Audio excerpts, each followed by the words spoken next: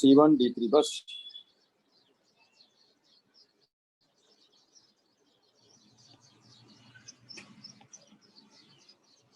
When uranium-238 nucleus originally at rest,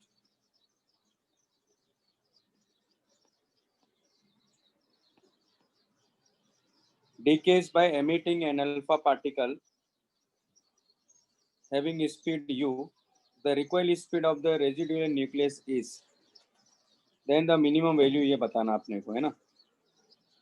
तो यहाँ क्या होगा इसमें, ये मान लेते हैं x और ये 234 और ये 90 है प्लस 2He4, ठीक है। तो मैं बताना है स्पीड के बारे में कह रहा है, the nucleus originally at rest decays by emitting alpha particle having speed u, the recoil speed of the residual nucleus is। तो आपको याद है क्या वैल्यू मिली थी अपने को,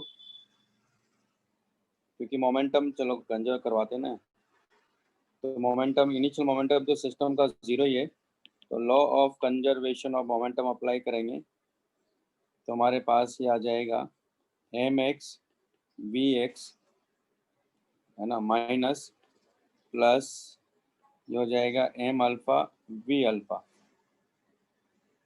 तो decays by emitting an alpha particle having speed u, यानी mx v सॉरी तुम्हारे पास आ जाएगा vx equal to m alpha v alpha by हो जाएगा mx। तो m अल्फा मतलब 4m और ये u है डिवाइडेड बाई ये इसका कितना लिखेंगे हम लोग 234 m। तो अल्टीमेटली ये हो गया हमारे पास में 4/234 u।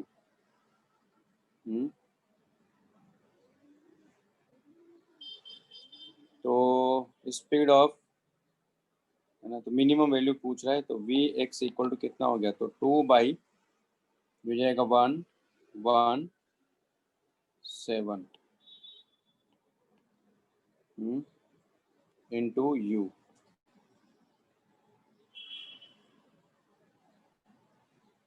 तो कितना हो गया हमारे m प्लस है ना, तो आप देख रहे हो कि यहाँ m इक्वल टू कितना है 2 है, n इक्वल टू कितना है 117 है, तो रख दो यहाँ कितना आ गया 119/10 यानी आ गया 11.9, ठीक है। तो ये आंसर है। अब जो भी वो पूछ रहा है उस हिसाब से कि 11.90 लिखना है कि 11.9 लिखना है, वो आप देख लीजिएगा, आंसर ये है, ठीक है। सर आपने वो मोमेंटम कंजर्वेशन में वो नेगेटिव साइन क्यों यूज किया? क्योंकि क्या होगा कि ये रेस्ट पर है और ये डिसइंटीग्रेट हुआ, डिसइंटीग्रेट हुआ, तो जब ये कह रहा है कि जो अल्फा पार्टिकल है उसकी स्पीड u है, इसका मतलब पहले मोमेंटम सिस्टम का जीरो था, इसका मतलब इसकी वेलोसिटी को vx होना जरूरी है, वो अपोजिट डायरेक्शन में होना चाहिए, तभी जीरो हो सकता मोमेंटम, ठीक है। हाँ सर समझे।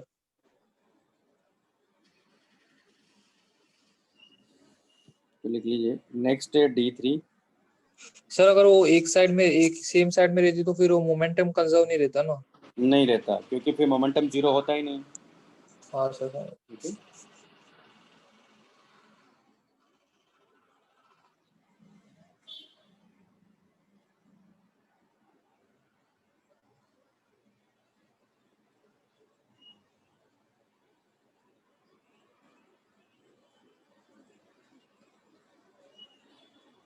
अब जैसे D3 है तो स्टेबल बोल ही दिया ना उसने, अब स्टेबल न्यूक्लियस अगर बनेगा, D3 की मैं बात कर रहा हूँ, तो स्टेबल न्यूक्लियस बन ही रहा है तो डीके होगा नहीं, तो डीके कांस्टेंट तो उसका जीरो ही हो गया, क्लियर है। तो जो स्टेबल न्यूक्लियस है उसका डीके कांस्टेंट क्या होता है, हमेशा जीरो, क्योंकि डीके होगा ही नहीं।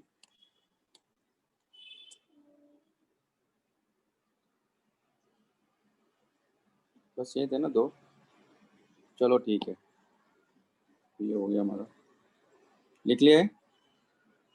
हाँ सर। नेक्स्ट हमारे पास पे डिफ्रेक्शन।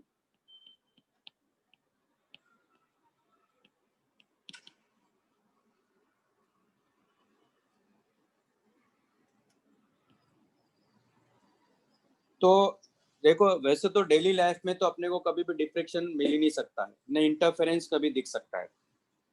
तो उसका सबसे बड़ा जो रीजन है नहीं दिखने का वो ये है कि जो लाइट की जो वेवलेंथ है ना वो काफी स्मॉल है, और जो ऑब्स्टेकल्स होते हैं या जो अपेचर्स होते हैं उनकी साइज उसके कंपैरिजन में क्या होती है, लार्ज होती है।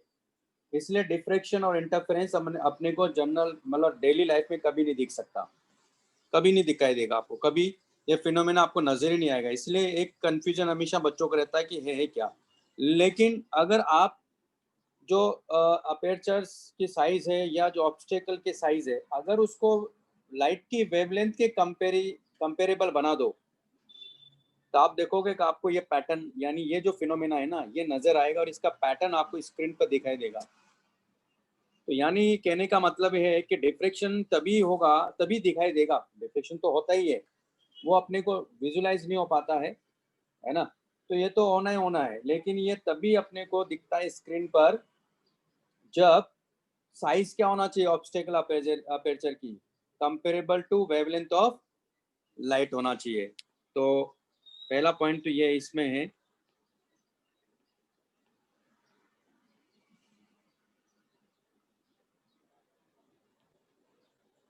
साइज ऑफ द ऑब्स्टेकल और aperture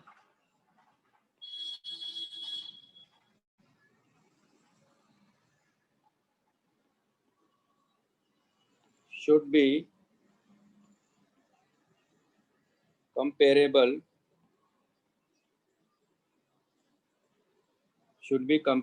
to the wavelength of light।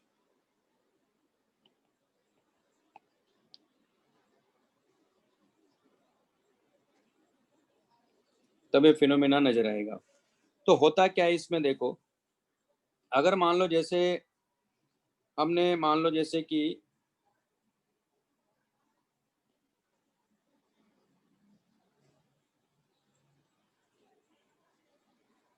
यहाँ हमने मान लो कोई सोर्स रखा, या सोर्स मान लो ये भी हो सकता है कि लार्ज डिस्टेंस पर रखा हो। तो मान लो अगर सोर्स लार्ज डिस्टेंस पर भी रखते हैं तो लाइट रेज इस तरह से आ रही होगी, यानी यहाँ जो वेव फ्रंट्स होंगे प्लेन वेव फ्रंट्स होंगे, है ना। तो यानी इसके वेव फ्रंट्स क्या होंगे, ऐसे प्लेन होंगे।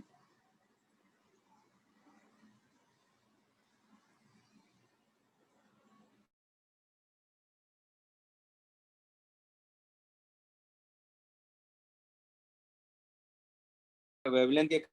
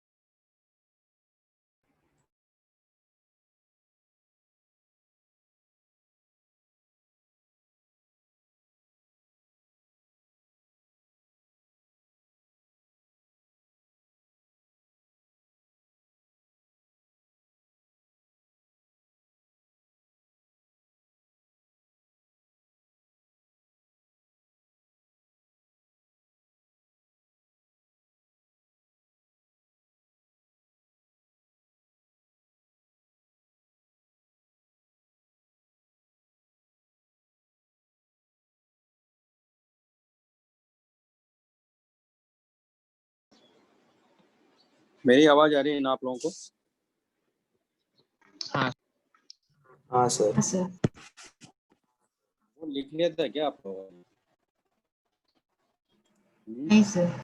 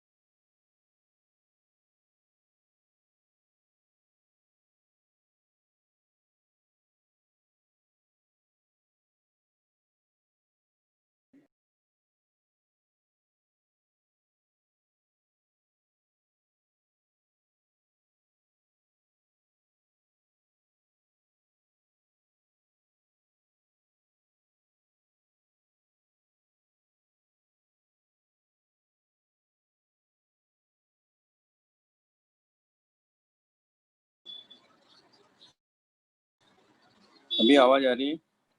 सर हाँ सर।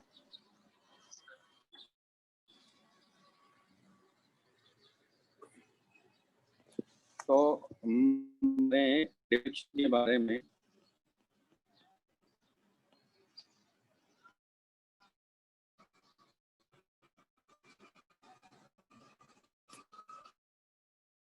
अब पॉइंट वो यही है कि जो साइज होना चाहिए, यानी की साइज क्या होना चाहिए, जो लाइट है उसकी वेवलेंथ के, ठीक है। तो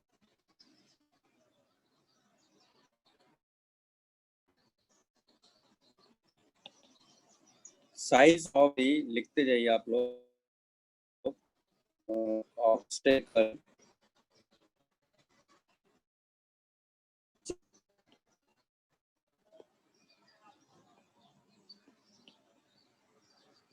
should be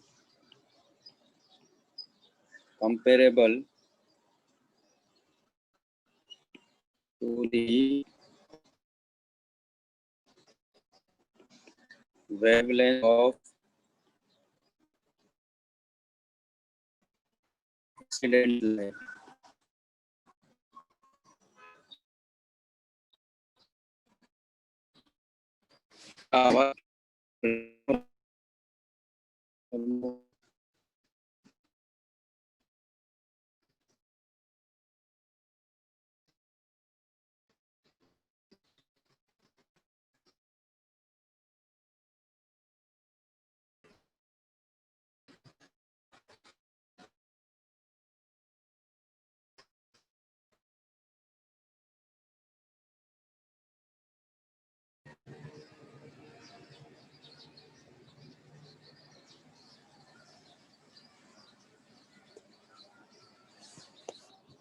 अभी आ रही आवाज? हाँ हाँ सर। सर ठीक है। तो साइज ऑफ द ऑब्स्टेकल और aperture should be comparable to the wavelength of incident light. अब है क्या एक्चुअली डिफ्रेक्शन है क्या, फिर इसकी डेफिनेशन बताऊंगा मैं। पहले एक ये एग्जांपल समझ लेते हैं। मान लो कोई अपर्चर है, जैसे स्लिट की अगर मैं बात करूं, मान लो लाइट लार्ज डिस्टेंस से आ रही है,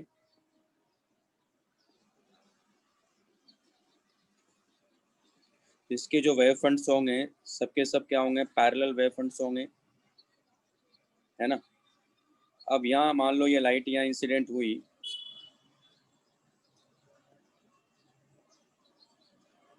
यहाँ भी वेव फ्रंट, तो होता क्या है इन एजेस पर, यहाँ क्या होगा कि लाइट ऐसे बेंड हो जाती है,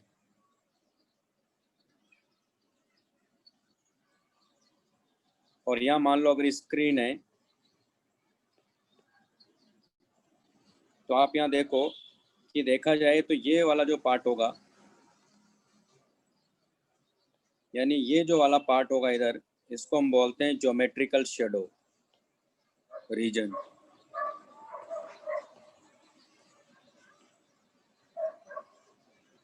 ज्योमेट्रिकल शेडो रीजन। और इधर भी जो पार्ट होगा इसको हम बोलते हैं, इसको भी ज्योमेट्रिकल शेडो रीजन बोलते हैं।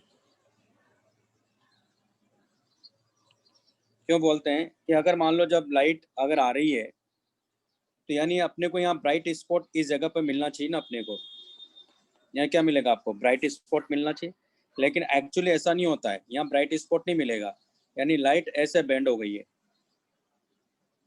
तो जो ब्राइट स्पॉट मिलेगा अपने को वो यहाँ से लेकर यहाँ से इस रीजन में मिलता है, और उसके बाद जो ये जो ज्योमेट्रिकल शेडो रीजन है यहाँ इस वाले पार्ट में, इसमें भी अपने को डार्क और ब्राइट फ्रिंजेस मिलती है।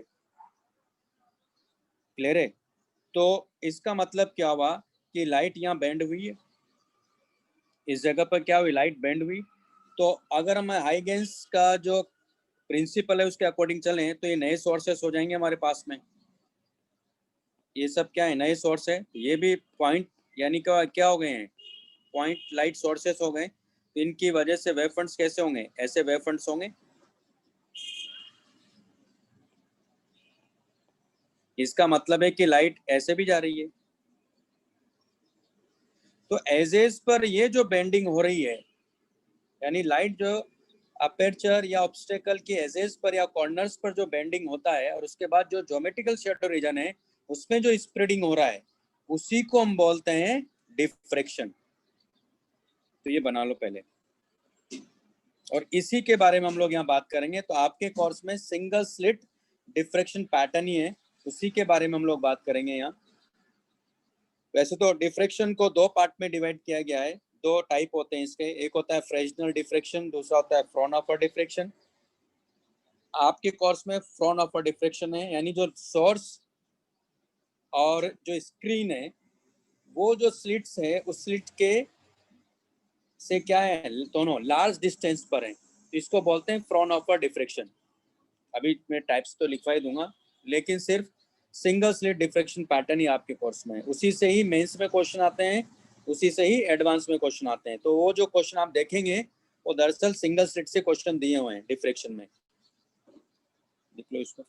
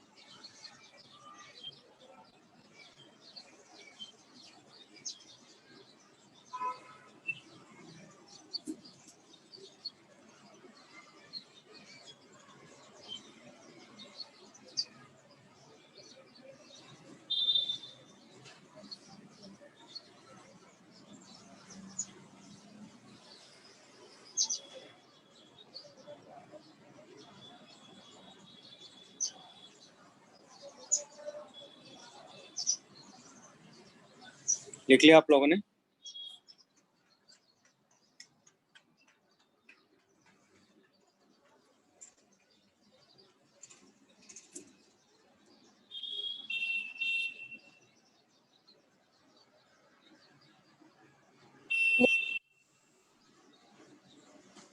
लिख लिया भाई सबने?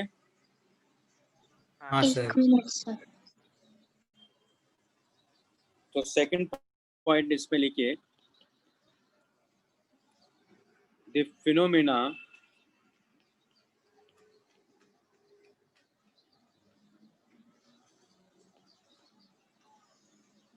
of bending of light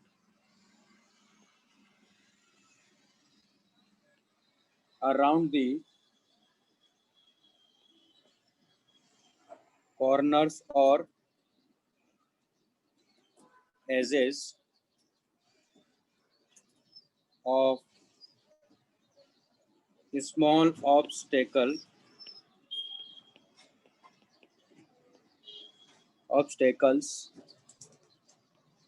or apertures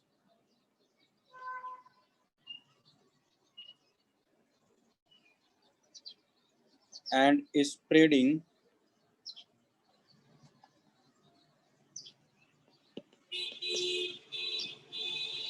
into the regions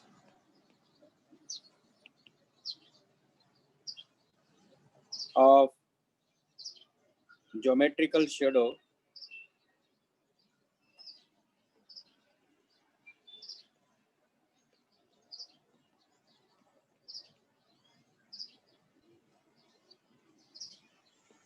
is called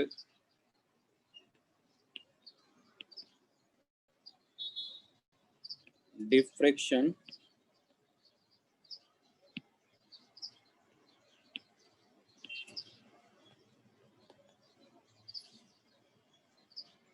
of light.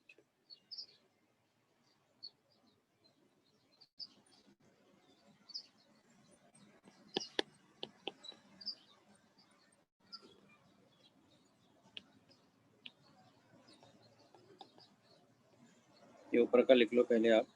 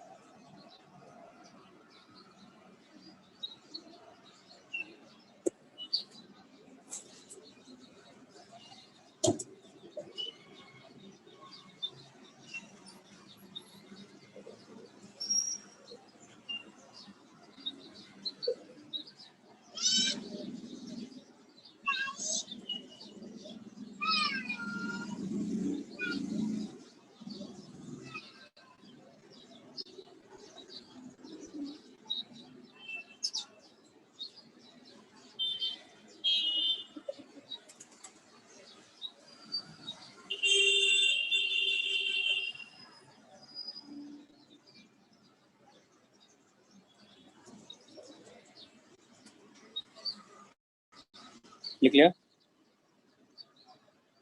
हाँ अच्छा तो हमारे पास दो तरह के डिफ्रेक्शन की बात करते हैं हम लोग। पहला है first Fresnel diffraction.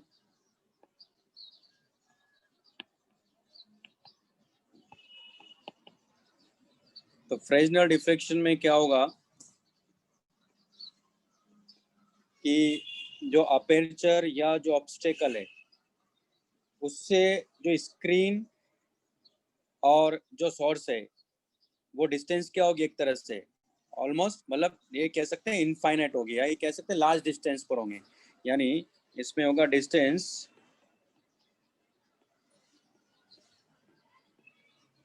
Between the source and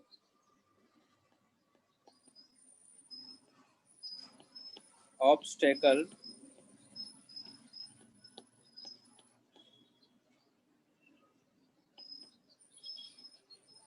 distance between source and obstacle and मतलब ये अपेर्चर भी है,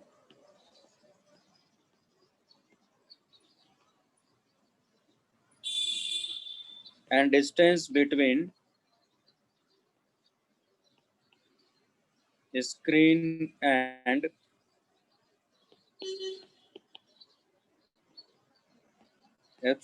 obstacle or aperture is very large, ये कह सकते हैं इनफाइनाइट। ठीक है,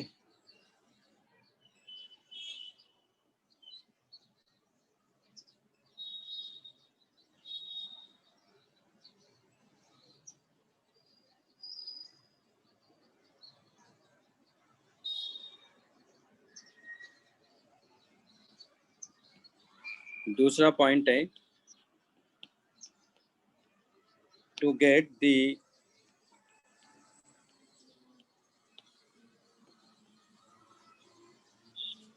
diffraction pattern on a screen,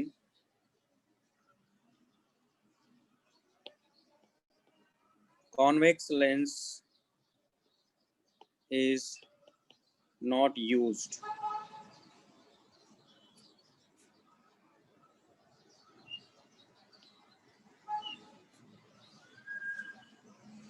पर ये हमारे कोर्स में नहीं है।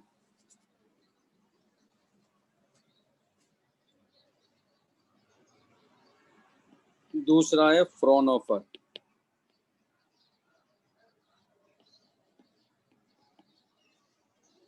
डिफ्रेक्शन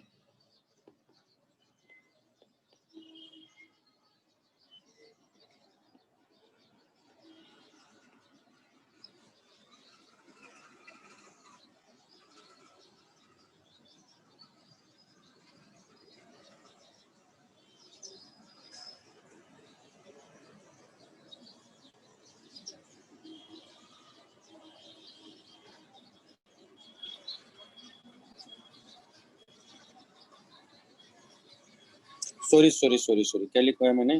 नहीं, ये गलत है। Distance between the source and obstacle aperture और aperture and distance between source screen and obstacle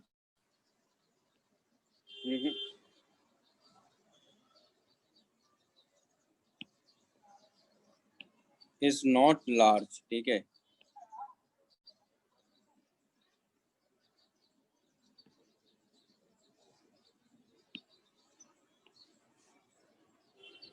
मतलब ये पास में ही होते हैं, इज नॉट लार्ज, है ना? ये एक्चुअली लार्ज तो इसके केस में होगा फ्रॉन ऑफ डिफ्रेक्शन में। तो पहला पॉइंट है इसमें, distance between the source and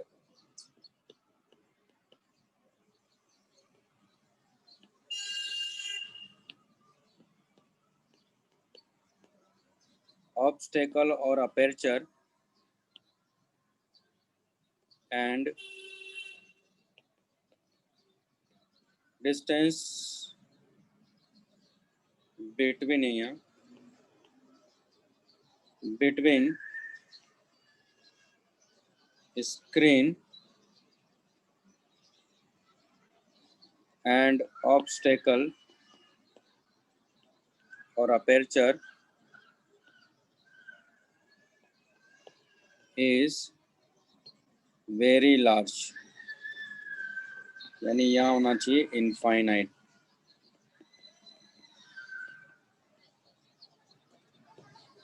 चाहो तो आप ये इन्फिनिटी वाला पार्ट भी हटा सकते हो यहाँ से। नॉट लार्ज, ठीक है, मतलब नियर ही होते हैं, ये पास में होती है, फ्रैक्शनल डिफ्रेक्शन है। तो अगर लार्ज डिस्टेंस है फ्रॉम ऑफ डिफ्रेक्शन में, इसका मतलब ये होगा कि इसमें कॉन्वेक्स लेंस की जरूरत होती to get the diffraction pattern on the screen.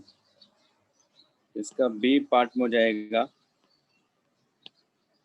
Convex lens is used to get the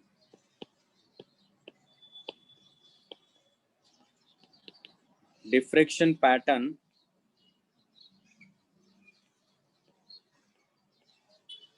on screen।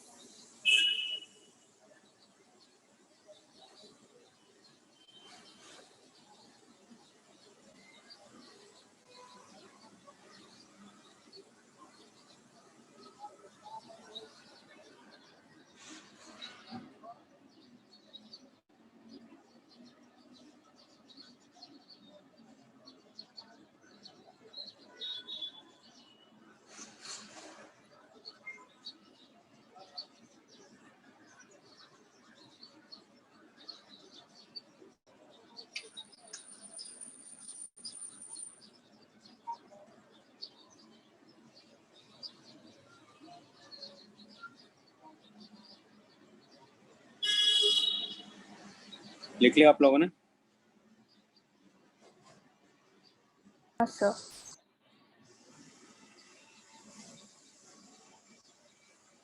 Next है हमारे पास में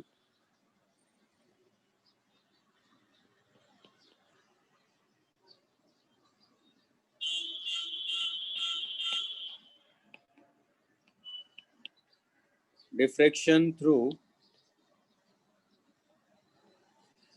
सिंगल स्लिट।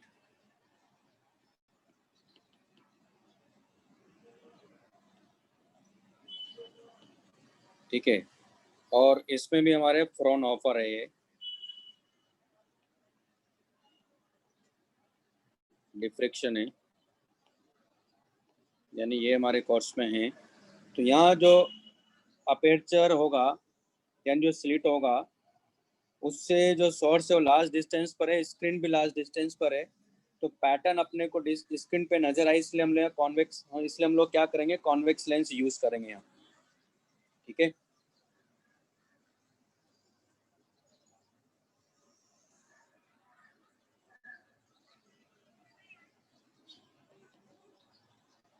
तो मैं पहले इसके बारे में बताया तो आपको, मतलब कि भाई जो साइज है इसकी, साइज जो है वेवलेंथ के कंपेरेबल है ना। ये स्लिट है यानी ये स्पेस है यहाँ, और लाइट जो है ये इन्फिनिटी से आ रही है, यानी सोर्स जो है लार्ज डिस्टेंस पे रखा है। ओके, तो यहाँ भी क्या हो जाएगा, ये नए सोर्स मिलेंगे अपने को एक तरह से, क्योंकि एक वेव फ्रंट होगा है ना, ऐसे वेव फ्रंट्स आ रहे हैं, तो एक वेव फ्रंट यहाँ भी मिलेगा अपने को। तो यहाँ इस पर क्या होंगे, नए सोर्स मिलेंगे, और यहाँ स्क्रीन है जो कि लार्ज डिस्टेंस पर है। तो लाइट यहाँ क्या होगी, इस तरह से बेंड होगी और इस पर स्प्रेड होगी। ठीक है, ये स्क्रीन का मिड पॉइंट है। तो आप देखोगे कि जब लाइट यहाँ स्प्रेड होगी तो हम लोग यहाँ एक तरह से इसमें क्या करते हैं, कॉन्वेक्स लेंस यहाँ यूज़ करते हैं, अभी पूरा डिटेल में जाऊँगा मैं। और उसके बाद हम इस पर पैटर्न देखते हैं, किस पर, स्क्रीन पर। तो आप देखोगे कि अपने को जो पैटर्न यहाँ मिलता है वो इस तरह का इंटेंसिटी वेरिएशन यहाँ दिखाई देता है। तो हमने देखा कि जैसे अगर मैं इंटरफेरेंस के लिए बात करूं तो वहाँ जितने भी मैक्सिमास थे सबकी इंटेंसिटी क्या थी, सेम थी। लेकिन यह एक्चुअल में ऐसा नहीं है, यानी जो सेंट्रल जो फ्रिंज होगा यहाँ वो ब्राइट होगा, यानी उसकी वो ब्राइट तो होगा ही, यानी सेकेंडरी मैक्सिमास भी ब्राइट होंगे। लेकिन सेकेंडरी जो मैक्सिमास होंगे सेंट्रल जो मैक्सिमा उसके कंपैरिजन में उनकी इंटेंसिटी क्या होगी, कम होगी, यानी इंटेंसिटी ऐसे डिक्रीज करती जाती है।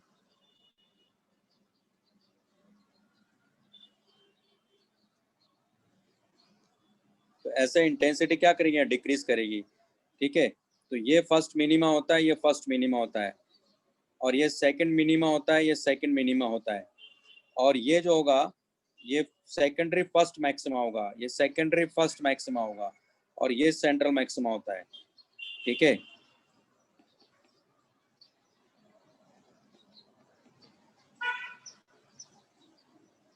उसके आगे भी बनेगा वैसे, है ना। तो ये क्या होगा, फर्स्ट सेकेंडरी मैक्सिमा इसको कहेंगे हम लोग यहाँ। तो ये इंटेंसिटी कम क्यों रही, उसका रीजन भी बताऊंगा मैं आपको यहाँ, है ना। उसी तरह ये भी क्या है, फर्स्ट सेकेंडरी, यानी यहाँ इसमें सेकेंडरी मैक्सिमास बोला जाता है, उनकी इंटेंसिटी क्या कर रही है, जैसे जैसे दूर जाते जाएंगे इंटेंसिटी डिक्रीज करती जाती है। तो ये तो मैंने इंटेंसिटी का सीधा ग्राफ बनाया है। आपको पैटर्न जो है ऐसा नजर नहीं आएगा, पैटर्न तो आपको क्योंकि स्लिट है तो पैटर्न में तो आपको स्ट्रिप्स ही नजर आएगी। क्या नजर आएगी, स्ट्रिप्स नजर आएगी। लेकिन इंटेंसिटी उस हिसाब से क्या होगी, उनकी कम होती जाएगी। यानी सबसे ब्राइट क्या मिलेगा अपने को, ये मिलेगा सेंट्रल मैक्सिमा। उसके बाद जो नेक्स्ट फर्स्ट मैक्सिमा उसकी इंटेंसिटी और कम हो जाएगी उससे, फिर नेक्स्ट वाला जो सेकेंडरी मैक्सिमा उसकी और कम हो जाएगी, यानी ऐसे डिक्रीज करती जाती है इसमें इंटेंसिटी। ठीक है, तो कैसे डिक्रीज कर रही है उसके बारे में अभी एक्सप्लेन करूंगा मैं, ये बना लो पहले।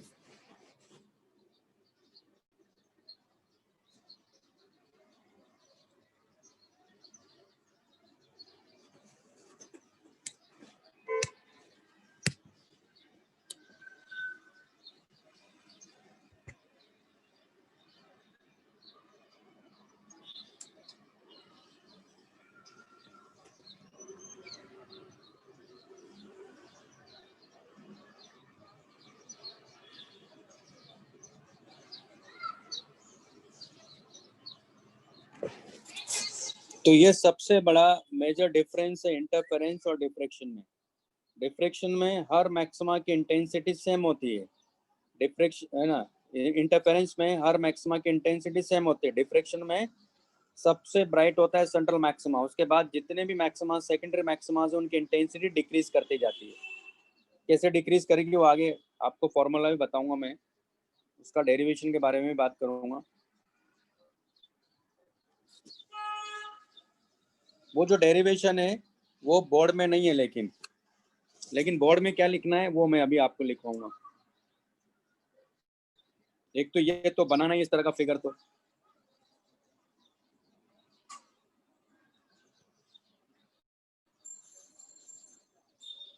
लिख लिया भाई सबने? हाँ सर।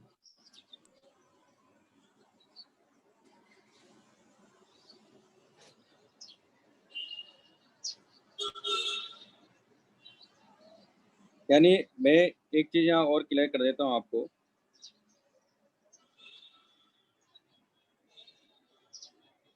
मैंने पहले इंटेंसिटी बना दी, वहाँ समझने के लिए मैंने पहले बना दी, वरना ऐसा कुछ था नहीं। यहाँ से लाइट ऐसे आ रही है और जो स्क्रीन है ना यहाँ, जो कि लार्ज डिस्टेंस पर रखी हुई है अपर्चर से यानी स्लिट से, तो दरअसल यहाँ क्या होगा, ये ऐसी स्ट्रिप यहाँ मिलेगी लेकिन ये ब्राइट होगी सबसे, उसके बाद में, है ना, तो यहीं से मिनिमा होगा हमारे पास में ऐसा।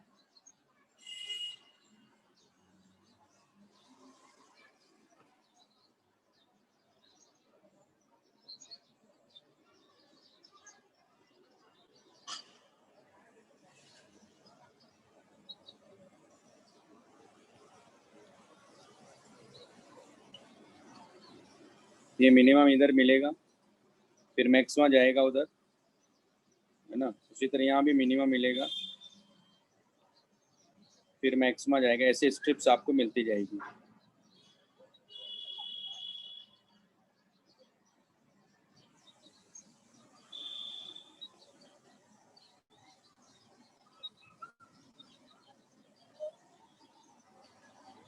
ठीक है, लेकिन वहाँ मैंने आपको पहले इंटेंसिटी बता दिया, इंटेंसिटी ग्राफ कैसे बनेगा।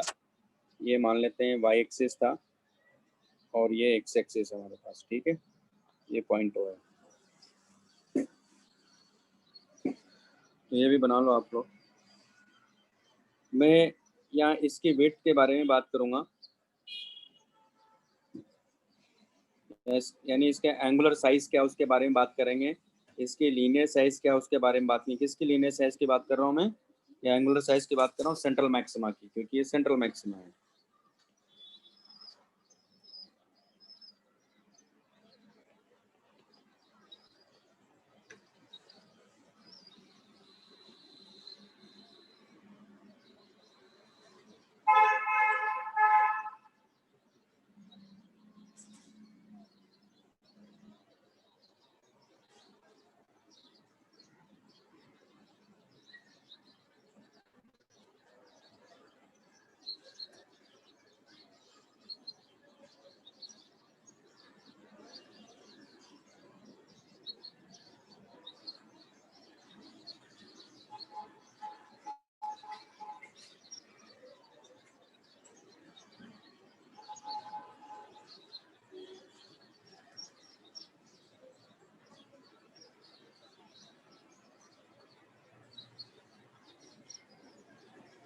बना लिया है?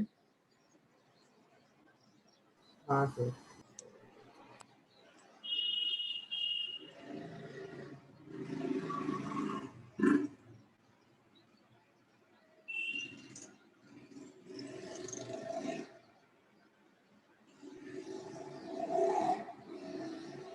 ये मैं ले रहा हूँ यहाँ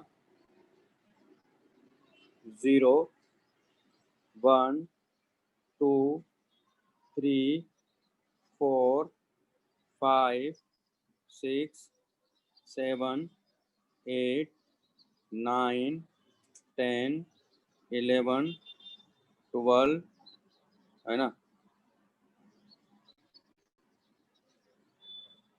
यानी ये 1 2 3 4 5 6 7 8 9 10 11 12। अब आप कहेंगे सर क्या केवल 12 ही पॉइंट्स होंगे? नहीं, इनफाइनाइट है, लार्ज पॉइंट्स हैं। समझने के लिए मैं इस अपेचर पर, यहाँ जो वेव फ्रंट है इस पर, इसके साइज में ले रहा हूँ यहाँ ए है, इसमें केवल मैंने 12 पॉइंट्स चूज किए हैं। लाइट तो ऐसे आके इंसिडेंट हो ही रही है इसके ऊपर, इनसे हम समझेंगे, ठीक है। वैसे तो लार्ज पॉइंट्स हैं, वो उसके बारे में बताऊंगा मैं आपको।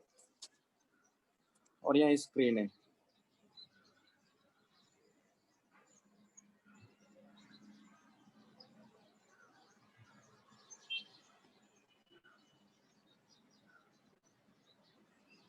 और ये जो डिस्टेंस है, ये डी डिस्टेंस जो कि लार्ज डिस्टेंस है यहाँ से। अब क्योंकि स्क्रीन अपर्चर से लार्ज डिस्टेंस पर रखा है, तो इसका मतलब क्या होगा, यहाँ से रेज ऐसे पैरेलल जा रही होगी एक तरह से। तो किसी एक पर्टिकुलर पॉइंट के लिए हम बात करेंगे, है ना, किसी एक पर्टिकुलर थीटा के लिए मैं पहले बात कर रहा हूँ, तो यहाँ से रेज ऐसे जा रही होगी,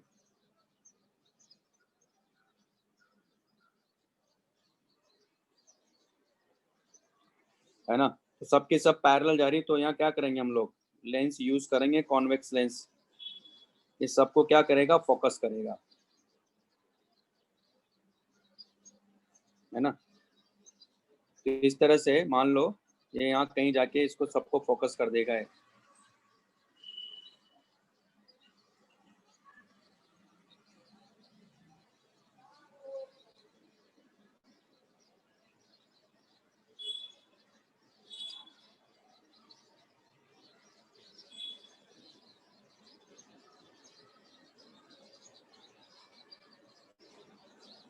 इधर से भी रेज आ रही हैं, इन सबको भी यहाँ फोकस कर देगा, ठीक है। तो यहाँ अपने को इसके बारे में बात करना है। तो सबसे पहले मैं बात कर रहा हूँ यहाँ मिनिमा के लिए, है ना। हम लोग पहले मिनिमा देखेंगे, मिनिमा कहाँ कहाँ मिल रहा है, उसके बाद आगे की बात करेंगे। तो मिनिमा, है ना,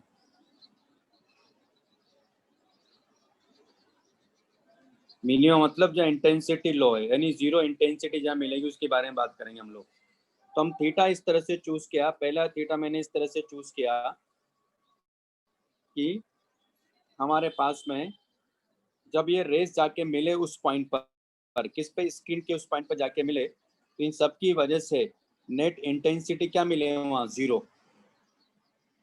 यानी कहने का मतलब है, ये पहला पॉइंट में ले रहा हूँ इसमें,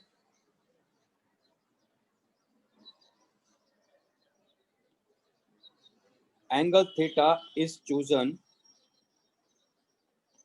in such a way that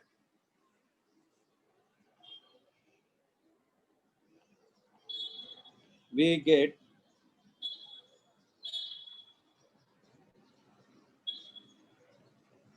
first minima on screen, ठीक है।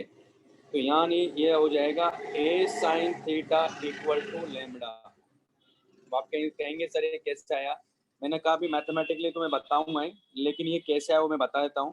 कि मैंने थीटा इस तरह से चूज किया कि a sin theta, angle theta is chosen such a way that we get first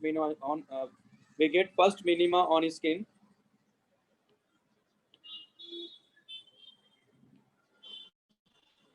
for that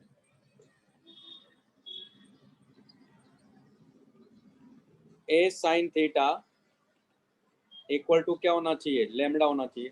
तो आप कहेंगे सर क्या बात कर दी आपने, तो अचानक से क्या लिख दिया, a sin theta equal to lambda होना चाहिए। बताता हूँ मैं, इसको 2 से डिवाइड करते हैं पहले। तो ये क्या हो गया हमारे पास में, लेमडा बाई 2 हो गया, है ना। अब ध्यान से समझिएगा, देखो इसको या पहले लिख लो फिर मैं समझाता हूँ इसको।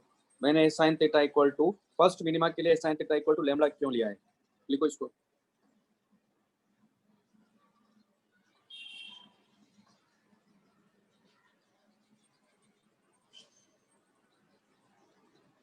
मालूम है बोर्ड में भी ये लिखना है जो लिखवा रहा हूँ, इसलिए बोर्ड के हिसाब से लिखवा रहा हूँ आपको मैं।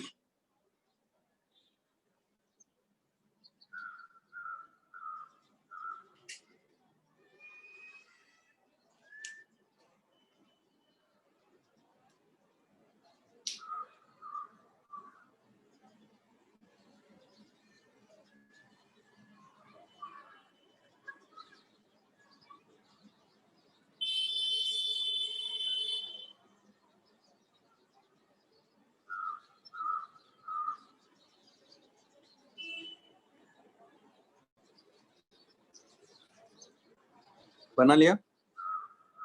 नहीं सर, एक मिनट।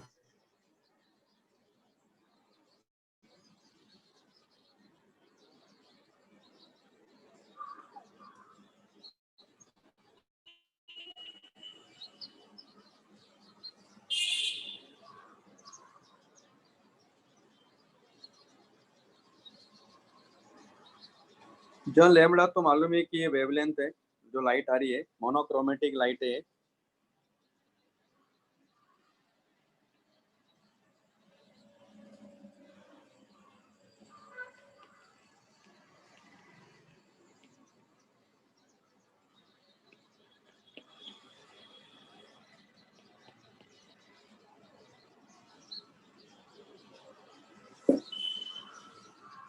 हाँ सर, हो गया। लिख लिया ना? हाँ सर। हाँ सर।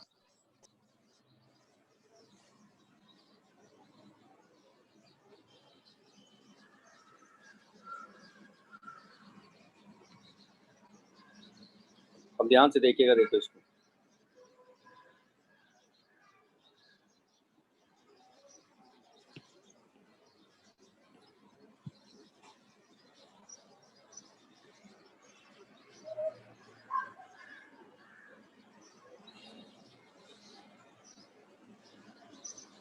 Zero, 1, 2, 3, 4, 5, 6, 7, 8, 9, 10, 11 and 12.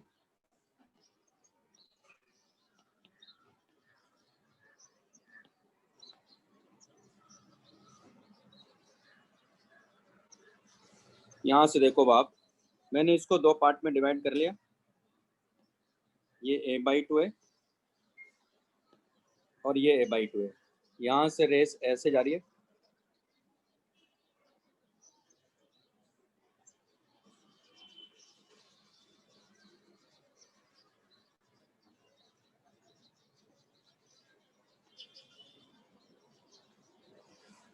अब यहाँ ध्यान से समझिएगा। देखो, जीरो से जो रे जा रही है,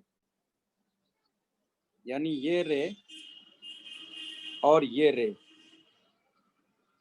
के बीच में देखो, अगर ये एंगल मैं कहता हूँ थीटा है, तो यहाँ इस पर परपेंडिकुलर गिराओ, यानी एक्स्ट्रा जो पाथ लेंथ आ रही है वो ये वाली आ रही है।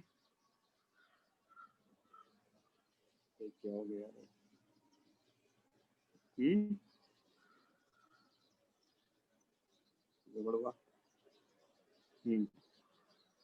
एक्स्ट्रा जो पाथ लेंथ आ रही है, यानी इन दोनों रे के बीच में, जीरो से जाने वाली रे और 6 से जाने वाली रे के बीच में पाथ डिफरेंस कितना आ रहा? देखो इसमें ये, क्योंकि ये एंगल कितना हो जाएगा, इसको इससे मिलाओ।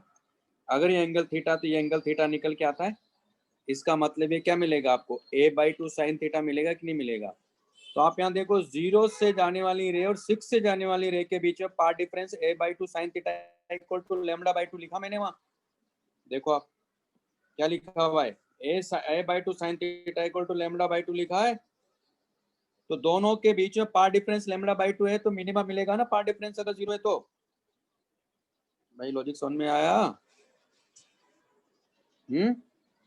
इसका मतलब 0 और 1 एक दूसरे को कैंसिल आउट कर जाएगी। सॉरी, 0 और 6 एक दूसरे को कैंसिल आउट कर रही है, तभी तो 0 दे रहा है इंटेंसिटी। उसी के बाद देखो बाप, 1 और 7 के बीच में जाओ, 1 और 7 के बीच में जाएंगे तो वो डिस्टेंस भी a/2 ही है। 1 और 7 के बीच में, तो पाथ डिफरेंस उन दोनों के बीच में भी क्या मिलेगा? a/2 साइन थीटा मिलेगा ना, यानी वो भी एक दूसरे को कैंसिल आउट कर गई। समझ में आया? उसी तरह 2 और 8 पे जाओ, वहां भी path difference a/2 sine theta आ रहा है, जो कि λ/2 है। इसका मतलब ये थीटा हमने इस तरह से चूज किया कि सबकी वजह से जो वहां जो इंटरफेरेंस हो रहा है इन वेव्स का, वो क्या हो रहा है? आपस में एक दूसरे को नलीफाई कर दे रहे हैं। तो इंटेंसिटी क्या मिल जा रही है उस पर? 0 मिल जा रही है। ये लॉजिक समझ में आया? हाँ सर। क्या बाकी लोगों को समझ में आया कॉन्सेप्ट मैं क्या कह रहा हूँ? हाँ सर। है ना? मैथमेटिकली तो मैं बताऊंगा ही, लेकिन जो आपके कोर्स में बोर्ड में है वो यही लिखना है, यही बनाना है मैथमेटिकली जो बताऊंगा वो नहीं लिखना है, वो है ही नहीं। लेकिन ये जो लॉजिक के साथ कर रहे हैं ना, यही है। तो आपको फर्स्ट मिनिमा क्या करेगा, वहां मिल जाएगा। यानी कहाँ मिलेगा, फर्स्ट मिनिमा। फर्स्ट मिनिमा आपको इस पे मिल जाएगा। यानी इसका मतलब है कि theta equal to sine inverse lambda by A. यानी ये पहला आपका थीटा हो जाएगा। इस थीटा पर आपको क्या मिलेगा, मिनिमा मिलेगा, जो कि फर्स्ट मिनिमा मिलेगा। क्या मिलेगा, फर्स्ट मिनिमा मिलेगा।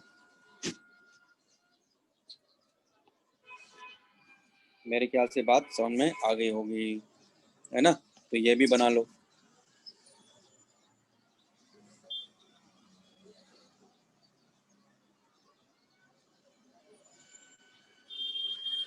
वन और सिक्स के यानी 0 और 6 के बीच में पार्ट डिफरेंस क्या है, यहाँ लेमडा बाई 2 है। 1 और 7 के बीच में भी क्या पार्ट डिफरेंस, लेमडा बाई 2 है। यानी डेल्टा 0 6 क्या है, लेमडा बाई 2। डेल्टा 1 7 क्या है, लेमडा बाई 2। डेल्टा 2 8 क्या है, लेमडा बाई 2।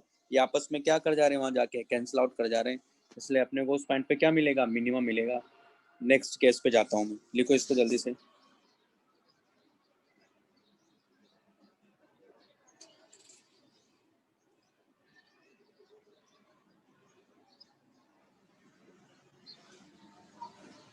मैंने इन सबको इक्वल पार्ट में डिवाइड किया हुआ है, ध्यान रखना है, तभी मैं ऐसा बोल पा रहा हूँ। यानी 0 और 1 के बीच में जितनी डिस्टेंस है उतनी 1 और 2 के बीच में भी है, उतनी 2 3 के बीच में, उतना 3 4 के बीच में डिस्टेंस है।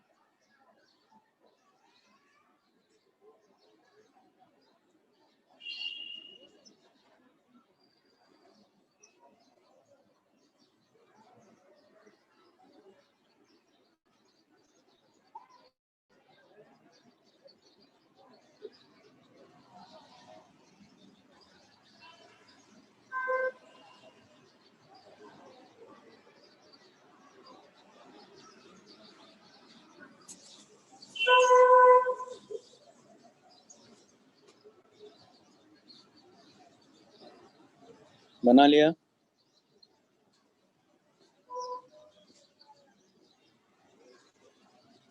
हाँ सर।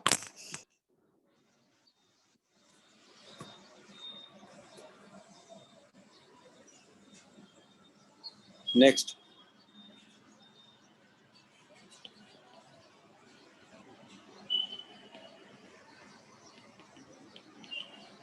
Second minima. तो यानी क्या लिखेंगे उसके लिए, अब ए साइन थीटा इक्वल टू, है ना, इसको ए साइन थीटा 2 ले लेता हूँ, इक्वल टू 2 लेमडा। अब आप कहेंगे सर क्यों, उसको 4 से डिवाइड करो। A by 4 sine theta 2 equal to lambda by 2। अब वापस से समझते कॉन्सेप्ट को। इसको क्या क्या मैंने 4 पार्ट में डिवाइड कर लिया, ए बाई 4 कर लिया मैंने यहाँ, इसको मतलब 4 पार्ट में डिवाइड कर लिया। 4 पार्ट में डिवाइड करने का मतलब क्या हो, देखो ध्यान से, मैं केवल वही नंबर ही ले रहा हूँ यहाँ, 0 1 2 3 4 5 6 7 8 9 10 11 एंड 12। अब हमने थीटा इस तरह से चूज किया है, ठीक है, थीटा हमने इस तरह से चूज किया है कि हमारे पास साइन थीटा 2 इक्वल टू क्या हो जाए, 2 लेमडा बाई ए हो जाए।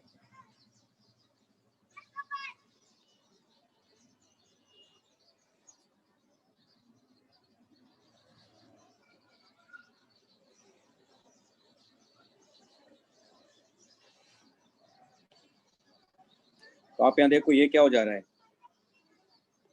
ए by 4, A by 4, A by 4, और ये भी ए बाई 4, है ना। तो यहाँ से रे जा रही है और यहाँ से भी रे जा रही है, और इन दोनों का परपेंडिकुलर है ना, यानी ये एंगल थीटा लिया हमने, क्योंकि हर एक रे सेम एंगल पर ही होगी। उस थीटा 2 के लिए बात कर रहे हैं हम लोग। तो आप यहाँ देखो ये पार्ट डिफरेंस कितना मिलेगा, a/4 sin θ2 मिलेगा, क्योंकि ये एंगल θ2 होगा। तो आप देखो 0 और 3 के बीच में, यानी डेल्टा x 0 3 पार डिफरेंस क्या है, λ/2। डेल्टा x फिर 1 और 4 के बीच में, तो 1 4 λ/2, फिर 2 डेल्टा x 2 5 क्या मिलेगा, λ/2, है ना। ये पार डिफरेंस मिलता जाएगा, तो फिर से आपको क्या मिलेगा, सेकंड मिनिमा मिलेगा। लिख लो इसको भी।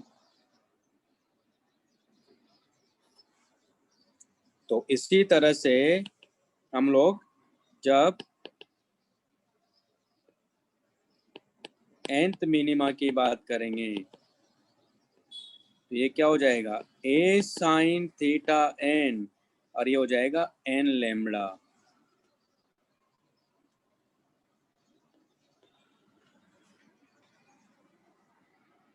बना लो इसको।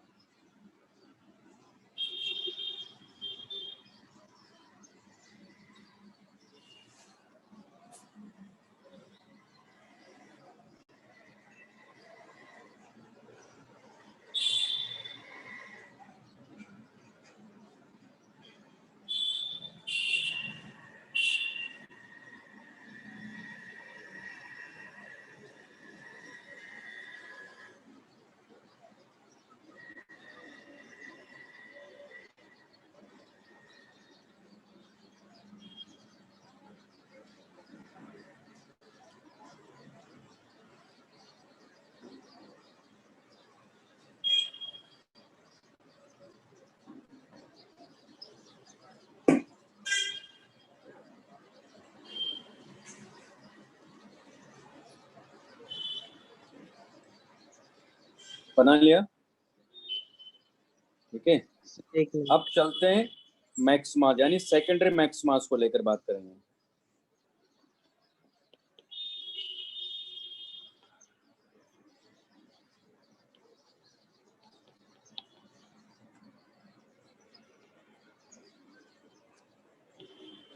तो सेकेंडरी मैक्सिमास का कैसे देखेंगे और इंटेंसिटी कैसे कम हो रही है उसके बारे में बात करूंगा मैं यहाँ। तो यहाँ हो जाएगा, हम थीटा इस तरह से, यानी मैं पहले बात कर रहा हूँ इसमें फर्स्ट सेकेंडरी मैक्सिमा की।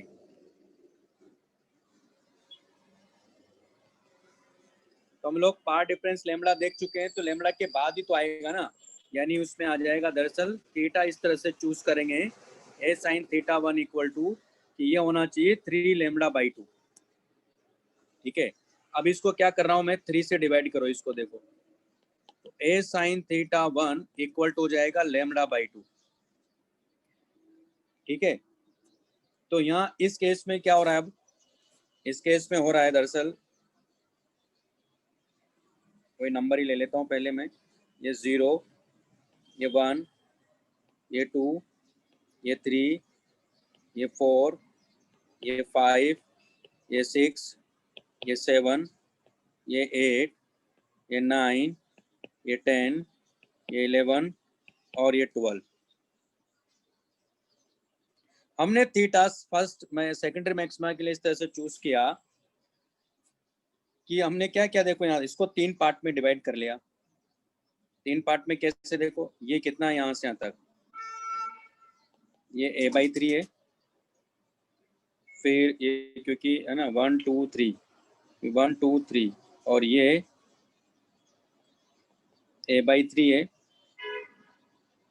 और ये a/3 है। तो हमने थीटा इस तरह से चूज किया,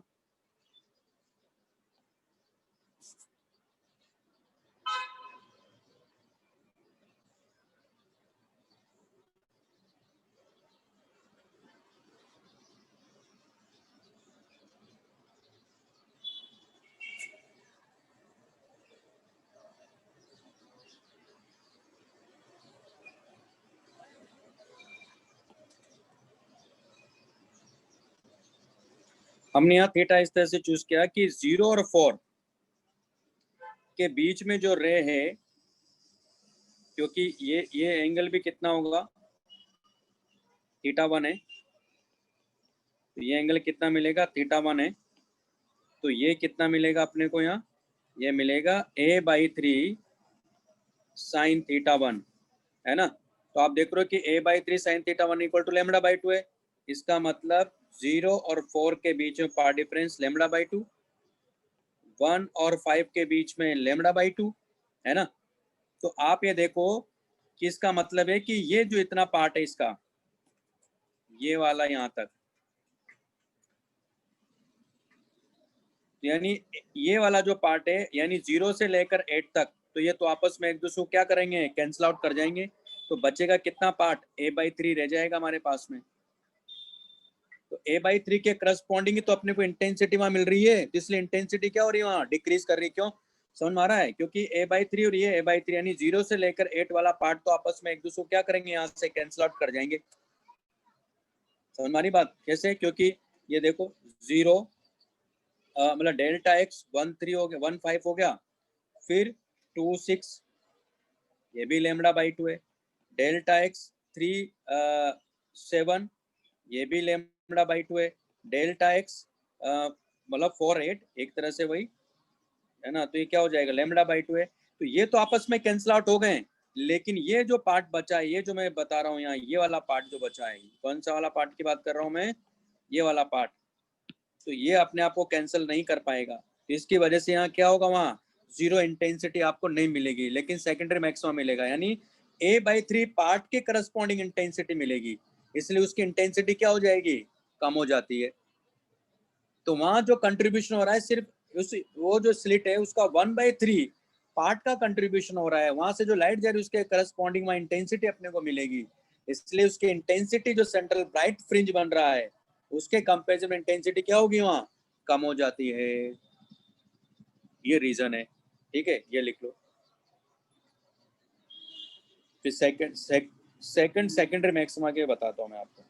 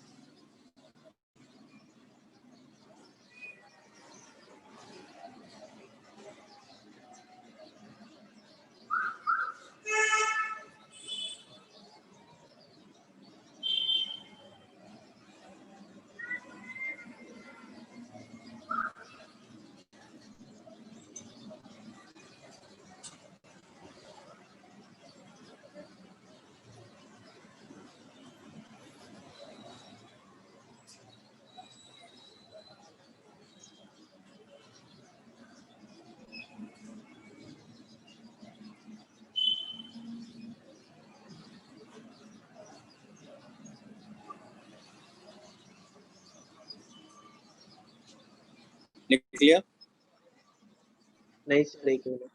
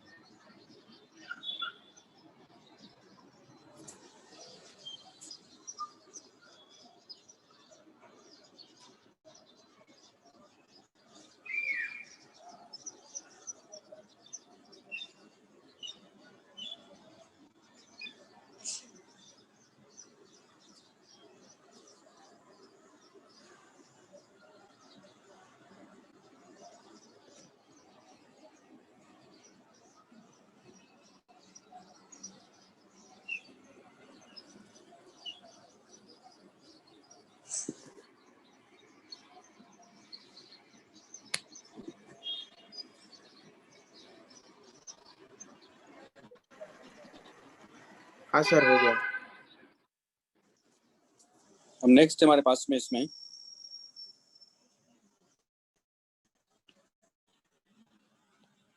सेकेंडरी मैक्सिमा, तो यहाँ क्या हो जाएगा ये, यानी यहाँ हो जाएगा 5, तो हो जाएगा a sin theta 2 equal to 5 lambda by 2, और इसको 5 से डिवाइड कर दो। अब यहाँ देखो वापस से, इसको हमने जो स्लिट्स है उसको कितने पार्ट में डिवाइड किया, 5 पार्ट में डिवाइड किया हुआ है। तो उसमें से जो 4 पार्ट है उसका वो तो आपस में कैंसिल आउट हो जाएंगे, बचा कितना a बाई 5 के करस्पॉन्डिंग। तो उसमें क्या होगा, सिर्फ जो इंटेंसिटी अपने को वहां मिलेगी सेकंड, जो सेकेंडरी मैक्सिमम इंटेंसिटी किसके करस्पॉन्डिंग मिलेगी, अब a बाई 5 के करस्पॉन्डिंग मिलेगी, क्योंकि 4a बाई 5 के करस्पॉन्डिंग वाले तो एक दूसरे को कैंसिल आउट कर जाएंगे, तो और इंटेंसिटी उसकी क्या होगी, कम हो जाएगी। तो मेन रीजन ये है कि उनकी इंटेंसिटी कम क्यों होती जा रही है, क्योंकि वहाँ जो कंट्रीब्यूशन हो रहा है वो कम से कम पार्ट का होता चला जा रहा है, जैसे जैसे सेंट्रल मैक्सिमा से दूर जाएंगे हम लोग, है ना। तो ये रीजन है। और अगर जनरल की बात करेंगे, यानी अगर मैं nth सेकेंडरी मैक्सिमा की बात करूंगा तो वो हो जाएगा a sine theta n equal to, ये अपने को क्या मिलेगा यहाँ, ये मिलेगा 2n + 1 लैम्बडा बाई 2, जहाँ n की वैल्यू मैं 1 से शुरू करूंगा, 1 2 3 एंड सो ऑन। तो ये आपको nth सेकेंडरी मैक्सिमा भी मिल जाएगा। ठीक है, ये लिख लो।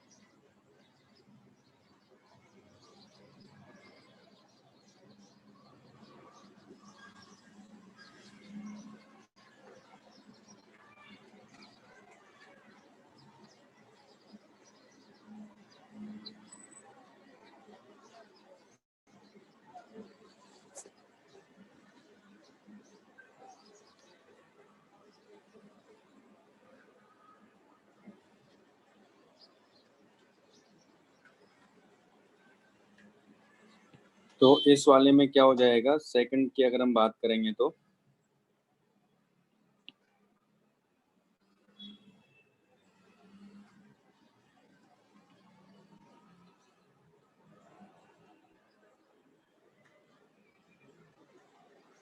उसी तरह नेक्स्ट वाले के लिए जाएंगे तो 7 पार्ट में डिवाइड करेंगे, फिर 9 में डिवाइड करेंगे, फिर 11 में डिवाइड करेंगे, है ना। तो फिर जैसे नेक्स्ट वाले के जाएंगे तो a बाई 5 का तो इसमें ही रहा है, सेकेंडरी मैक्सिमा में।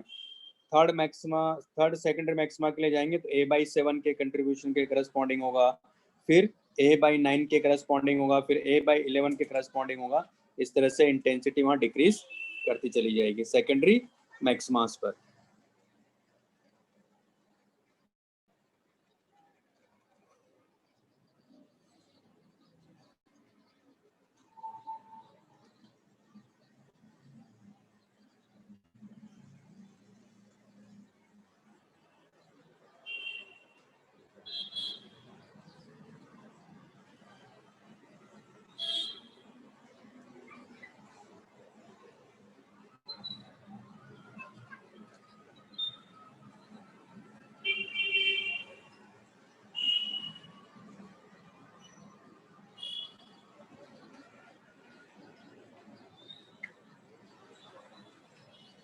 देख लिया भाई सबने?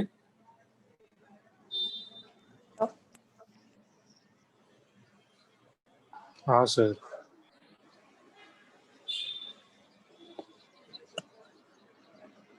तो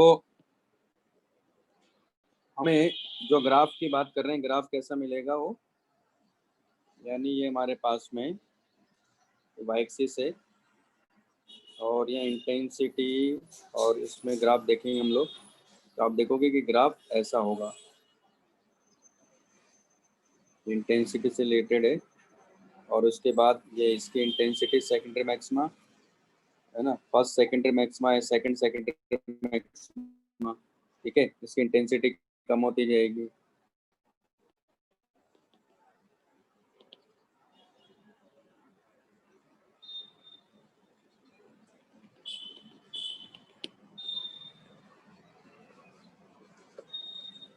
तो यहाँ हमारे पास में हमें इसकी लीनियर साइज के बारे में भी बात करेंगे हम लोग। तो अगर वाई की बात करें हम लोग, अगर मैं यहाँ कहता हूँ कि थीटा अगर स्मॉल है ना, तो if theta is very small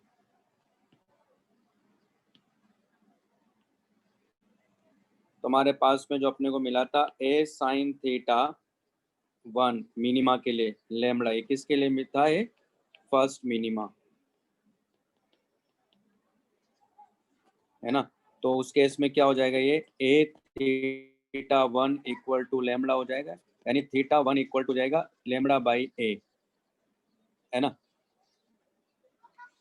तो मैं थोड़ा इसका यहाँ बना देता हूँ फिगर एक।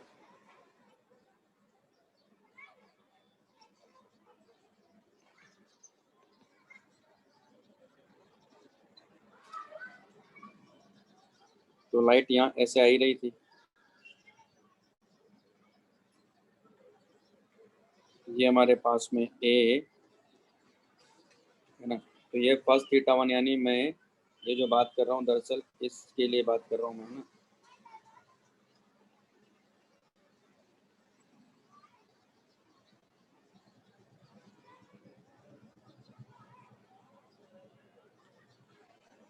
तो ये थीटा 1 है, ये भी थीटा 1 है ना, और ये जो डिस्टेंस मैं ले रहा हूँ ये डी है।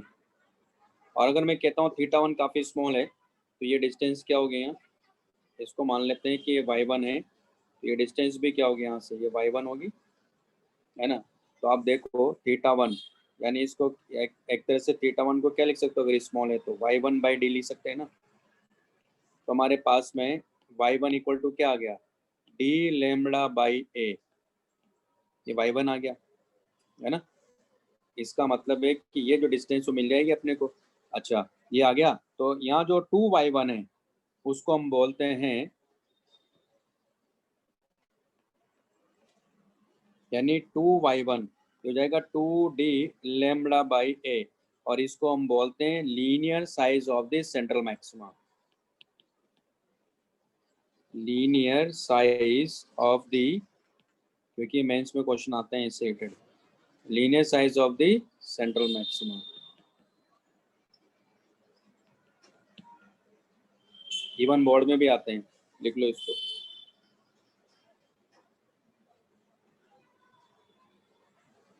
उसी तरह एंगुलर साइज क्या हो जाएगी, तो एंगुलर साइज हो जाएगी 2 थीटा 1, वो भी मैं यहाँ लिख देता हूँ, इसको आप लिख लीजिएगा।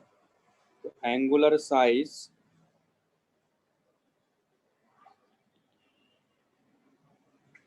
ऑफ द सेंट्रल मैक्सिमा तो वो होती 2 थीटा 1। 2 थीटा 1 का मतलब हुआ 2 लेमड़ा बाई ए, ये ध्यान रखना है। Angular size of central maxima ये हो जाएगा, और linear size of central maxima 2d lambda by A हो जाएगा।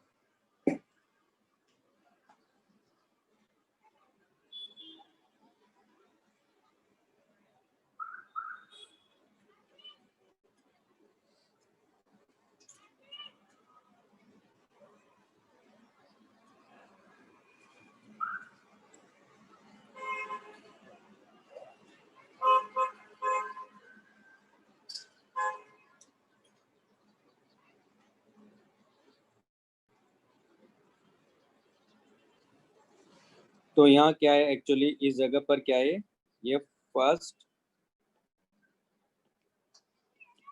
मिनिमा है ना, और ये फर्स्ट सेकेंडरी मैक्सिमा है, और ये सेकंड मिनिमा है, और ये सेकंड सेकेंडरी मैक्सिमा है। ओके, उसी तरह से हम रिपीट यहाँ भी करेंगे, उसी तरह यहाँ भी है ना, उसी तरह यहाँ भी है।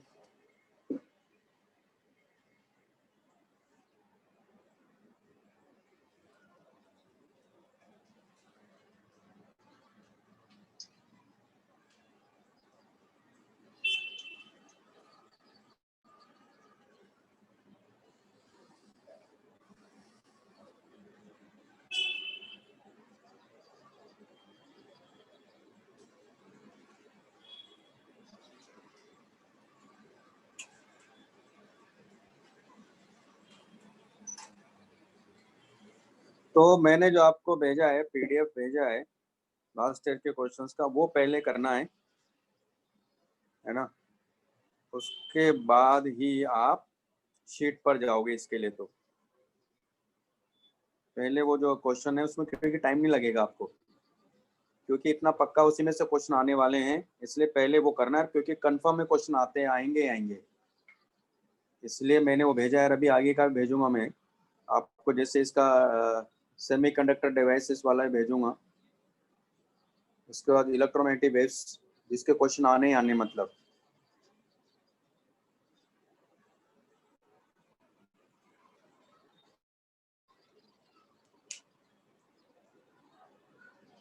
अब इसका जो मैथमेटिकल एक्सप्लेनेशन है वो नेक्स्ट क्लास में दूंगा। पहले मैं आपको पढ़ा देता हूँ एंगुलर मैग्नेट रिजॉल्विंग पावर।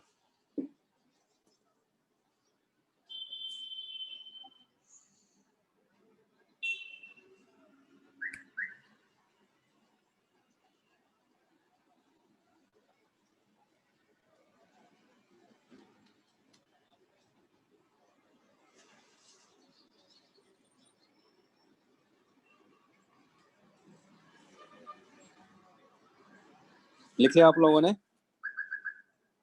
हाँ सर। भाई सबने लिख लिया? Yes sir. 1 minute sir.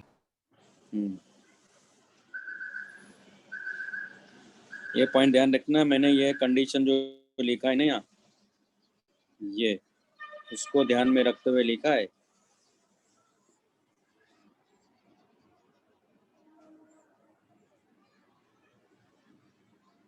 हो गया सर। अब नेक्स्ट हमारे पास में इसमें रिजॉल्विंग पावर ऑफ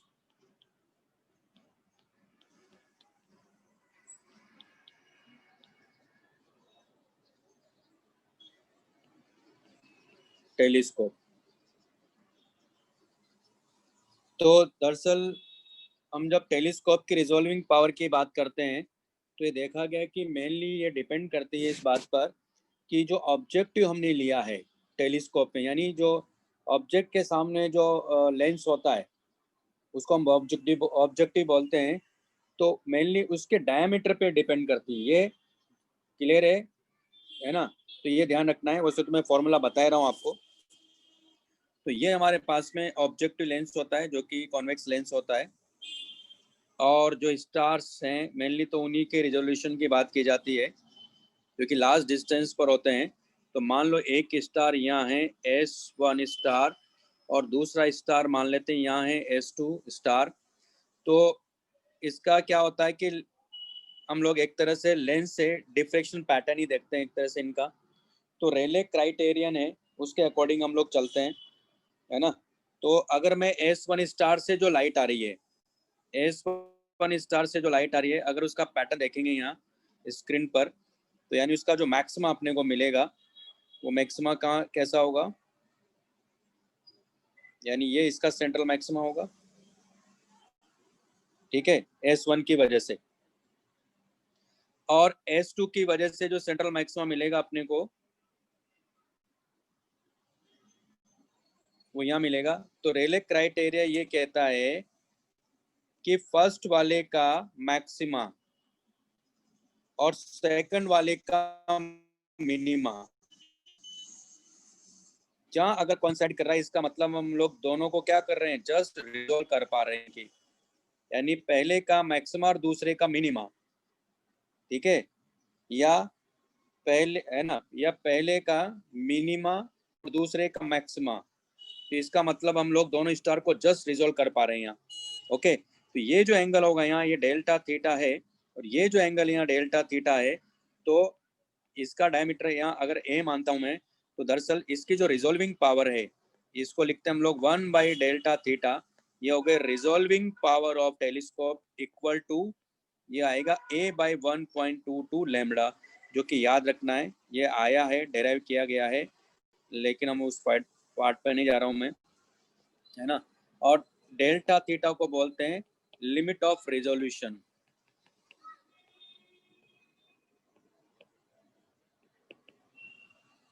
ठीक है। और लैम्बडा क्या है, वेवलेंथ है ना। वेवलेंथ है जो लाइट आ रही है उसकी वेवलेंथ ए क्या है, डायमीटर ऑफ द ऑब्जेक्ट है, डायमीटर ऑफ द ऑब्जेक्ट वे, और ये क्या है, वेवलेंथ।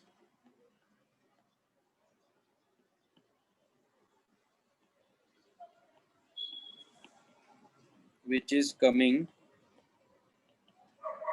from the source। ठीक है, तो ये इसके रिजॉल्विंग पावर है। फॉर्मूला याद रखिएगा, ये फॉर्मूले से क्वेश्चन आते हैं, लिख लो इसको।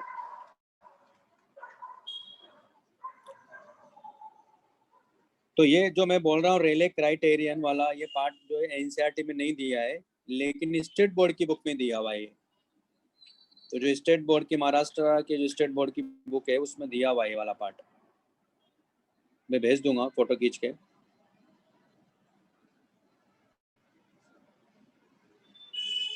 रिजोल्व होने का मतलब ये हुआ कि मान लो दो स्टार पास पास में हैं, अब हम लोग उनको टेलीस्कोप से देख रहे हैं। तो अगर टेलीस्कोप से देख रहे हैं तो अगर स्टार पास में है तो अपने को क्या लगेंगे, अलग अलग लगेंगे। लेकिन अगर स्टार मान लो लास्ट डिस्टेंस पर है तो हमारी क्या होगी कि हमारी आई की तो कह रहे कैपेसिटी, हम तो ज़्यादा दूर का तो देख ही नहीं पाते हैं, लेकिन टेलीस्कोप से जब देखते हैं तो जस्ट वो क्या करेगा, उनको जस्ट सेपरेट करेगा एक तरह से वो। ठीक है, तो जिस जिस पर जाकर वो जस्ट सेपरेट कर रहा है वो उसकी क्या होगी, रिजॉल्विंग पावर है। मान लो ऐसा समझते हैं कि मान लो 10 किलोमीटर देखा हमने टेलीस्कोप से, है ना, उसको मान लो वहां दो ऑब्जेक्ट रखे जो कि पास में, लेकिन उनको दो सेपरेटली देख पा रहा है। हम और आगे मान लो आगे के ऑब्जेक्ट को देखने के लिए गए, मान लो 20 किलोमीटर पे, उनको भी मान लो रिजोल्व कर पा रहा है। अब अगर हम मान लो 30 किलोमीटर की रेंज में गए और वो जस्ट मान लो दो स्टार्स हैं या दो मान लो कोई ऑब्जेक्ट है, उनको जस्ट उस पॉइंट पर रिजोल्व कर पा रहा है, इसका मतलब है कि वो जो 30 किलोमीटर है वहां उसके करस्पॉन्डिंग जो एंगल वहां मिल रहा है, ठीक है, वो तो उसके करस्पॉन्डिंग जो रिजॉल्विंग पावर है उसको हम कहेंगे कि यानी उस 30 किलोमीटर के करस्पॉन्डिंग वो क्या कर पा रहा है, वहां रिजोल्व कर पा रहा है। यानी 30 के पहले जितने भी ऑब्जेक्ट उतनी डिस्टेंस पर होंगे, जो जो कि 30 किलोमीटर पर जो दो ऑब्जेक्ट पास पास में रखे हैं उनको अगर वो रिजोल्व कर पा रहा है तो उसके पहले वाले जितने भी ऑब्जेक्ट है सबको रिजोल्व कर पाएगा, यानी सेपरेटली कर पाएगा, मतलब सेपरेट दिखा पाएगा कि हाँ दो सेपरेट ऑब्जेक्ट रखे हुए हैं। लेकिन 30 किलोमीटर के बाद वो अगर ऑब्जेक्ट पास में रखे उनको वो ऐसा समझेगा कि एक ही ऑब्जेक्ट है वो। समझ में आया, ये मतलब होता है इसका।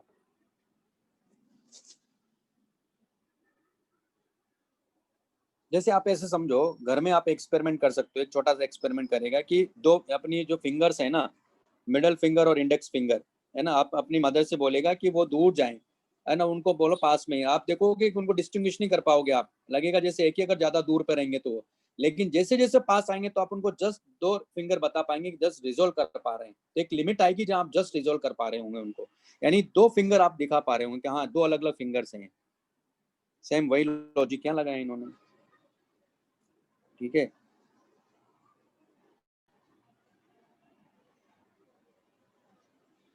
इसका मतलब है कि अगर मैं और पीछे गया मान लो, तो इसका मतलब मैं इस थीटा के करस्पॉन्डिंग उनको रिजोल्व नहीं कर पाऊंगा। वैसे तो ये है, क्योंकि आप खुद ही देखो अगर इसी डिस्टेंस पर दो अगर ऑब्जेक्ट और पीछे गए तो थीटा क्या हो जाएगा हमारे लिए, देखो थीटा और कम हो जाएगा। अगर थीटा कम हो रहा है तब तो रिजोल्विंग पावर क्या हो रही, बढ़ रही है ना, ये तो अच्छी बात है। लेकिन क्या ये रिजोल्व कर पाएगा उसको थीटा कम होने के बाद में, ये जरूरी नहीं है, ठीक है। तो अगर थीटा और कम हो रहा है और उसको अच्छे से रिजोल्व कर पा रहा है, इसका मतलब इसकी रिजोल्विंग पावर ज्यादा अच्छी है, कि कम थीटा वाले ऑब्जेक्ट को भी, यानी कम डिस्टेंस वाले ऑब्जेक्ट को भी अच्छे से रिजोल्व कर पा रहा है। मतलब कम दो ऑब्जेक्ट पास में रखे हैं ना, और अगर हम उनकी डिस्टेंस थोड़ी बढ़ा दी तब तो हम रिजोल्व ही कर पाएंगे। उनको और पास ले आए और पास ले आए और पास ले आए, अब उनको रिजोल्व कर रहे हैं वो, अगर कर पा रहा है तो इसका मतलब रिजोल्विंग पावर अच्छी है, ठीक है। इसलिए थीटा अगर मान लो डिक्रीज करेगा तो रिजोल्विंग पावर हमेशा इंक्रीज करेगी, यानी कम डिस्टेंस वाले ऑब्जेक्ट को भी ये अच्छे से रिजोल्व कर पा रहा है। मेरे ख्याल से थोड़ा बहुत तो समझ में आ ही गया होगा कि नहीं आया। समझा सर। आया सर समझ। अब है नेक्स्ट है हमारे पास में रिजॉल्विंग पावर ऑफ माइक्रोस्कोप। ये लिख लिया सबने? हाँ सर।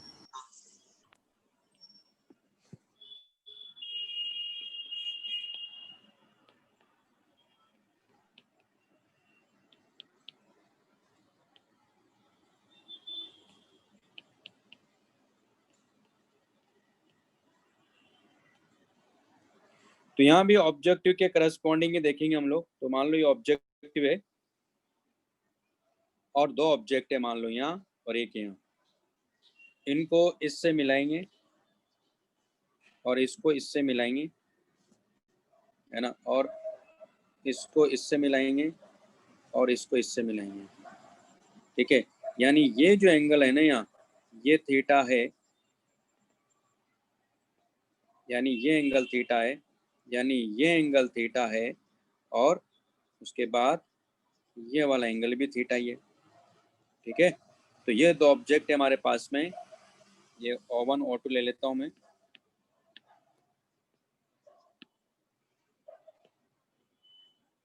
अब यहाँ लेकिन डिस्टेंस के करस्पॉन्डिंग देखते हैं। डेल्टा डी में डिस्टेंस ले रहा हूँ दोनों की। तो यहाँ रिजॉल्विंग पावर जो है 1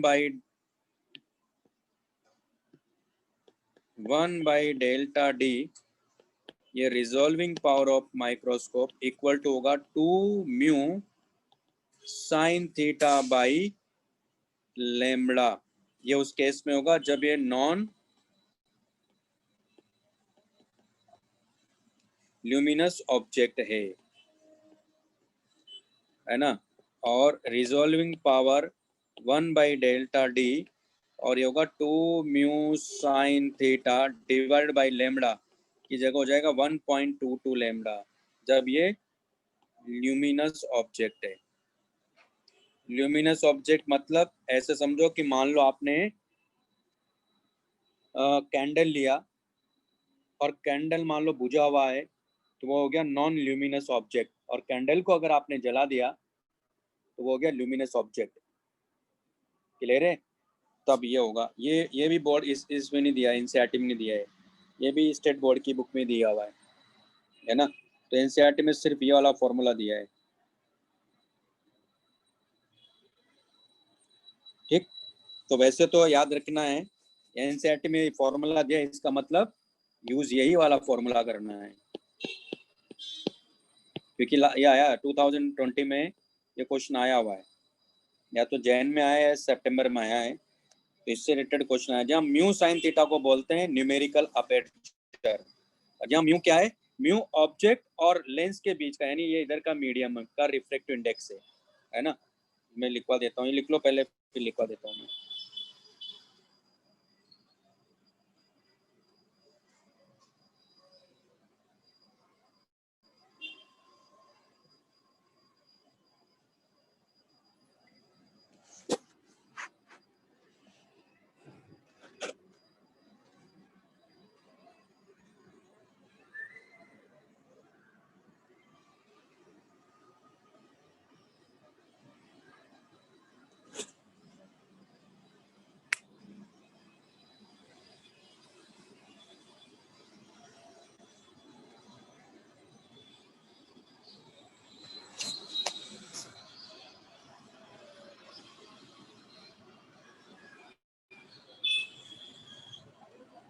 ये जो डेल्टा डी है, दोनों ऑब्जेक्ट के बीच के डिस्टेंस है।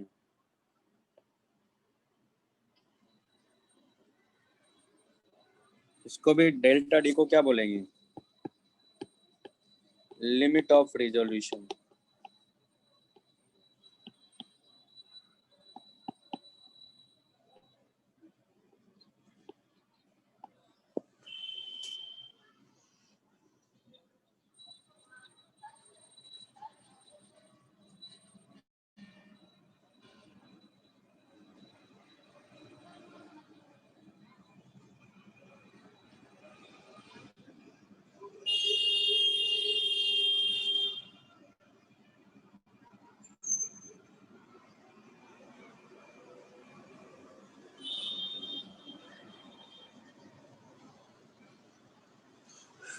वैसे तो ये हो गया टॉपिक आपका। और वो जो मैं बताऊंगा तो केवल एक एक्स्ट्रा पार्ट है समझने के लिए, है ना। वैसे टॉपिक कंप्लीट है। अब आप वो क्वेश्चन करेंगे जो मैंने भेजा है, वही करना है। अभी तो शीट वीट बाद में करेंगे।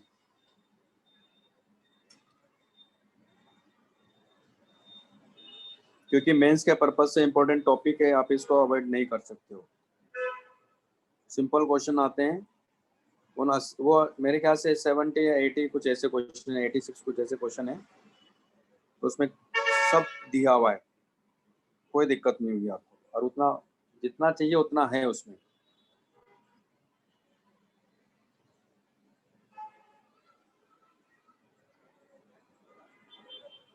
उसमें ज़्यादा टाइम नहीं लगेगा आपको, इतना ध्यान रखिएगा।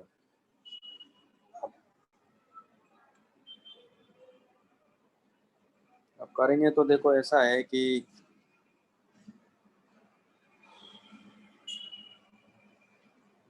क्योंकि मैं इसलिए भी कह रहा हूँ, मैं जोर दे के क्यों बोल रहा हूँ मैं, क्योंकि देखो इसके क्वेश्चन बना ले जाओगे आप। अभी जैसे हम लोग उसके यूनिट डायमेंशन भी करेंगे तो उसके भी क्वेश्चन आप कर ले जाओगे, और वो क्वेश्चन उसके भी पक्के आने आने हैं। उस टॉपिक के जिनके क्वेश्चन आने आने हैं, और सिंपल क्वेश्चन आते हैं, इसमें ज़्यादा मगजमारी नहीं है, टाइम भी नहीं लगता है। ऐसा भी नहीं बहुत टाइम लगता है सॉल्व करने में। आपको भी अच्छा लगेगा कि कम टाइम में हो रहे हैं क्वेश्चन।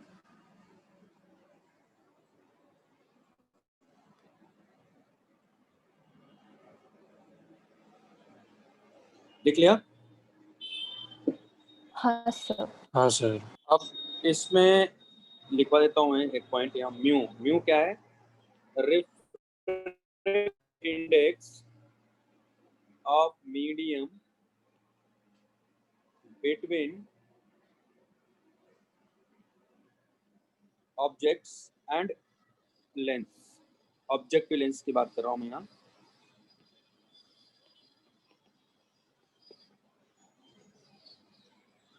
और म्यू साइन थीटा, इसको बोलते हैं न्यूमेरिकल अपेर्चर। न्यूमेरिकल,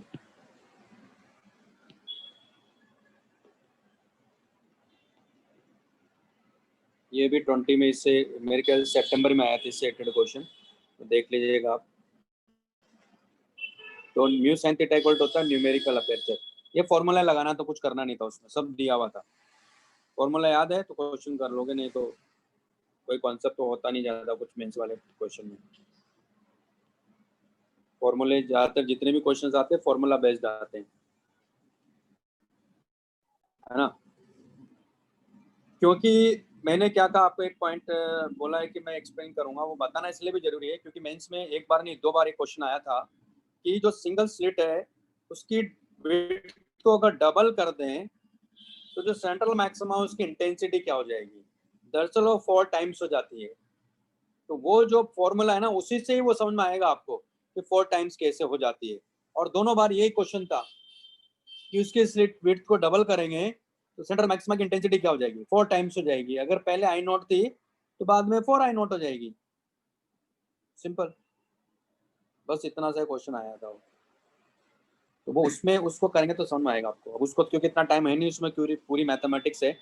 उसमें आपने ट्रिग्नोमेट्री में कॉन्सेप्ट पढ़ा होगा, उसको भी मैं यूज़ करूँगा। और आप मुझे बताइएगा, मैं चाहूँगा कि आप मुझे एक चीज़ सॉल्व करके भेजेंगे आप मुझे। हाँ, मुझे एक चीज़ सॉल्व करके भेजेगा आप। मैं लिखता हूँ यहाँ। ये तो हो गया, कंप्लीट है आपका टॉपिक। मुझे ये सॉल्यूशन भेजिएगा, देखते हैं कौन पहले भेजता है। y इक्वल टू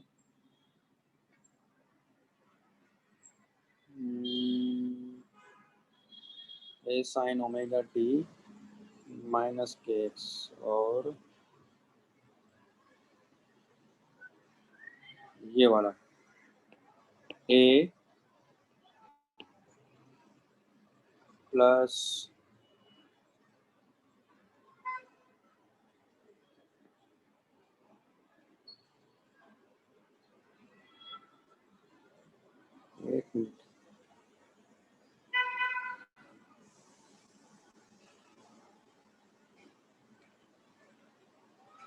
एक मिनट, मुझे बनाना पड़ेगा।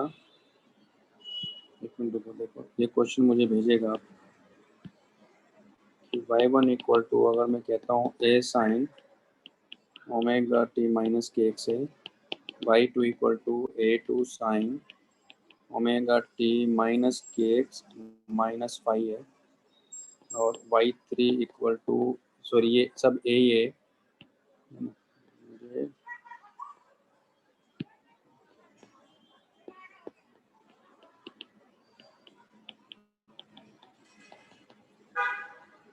ये 2 फाइव है, यानी Y N equal to A sine omega T minus के x minus N minus one five. ये हमारे पास में है ए है, फिर ये जाएगा cos फाइव, ये भी ए है। तो देखो आपको क्या सॉल्व करके भेजना है,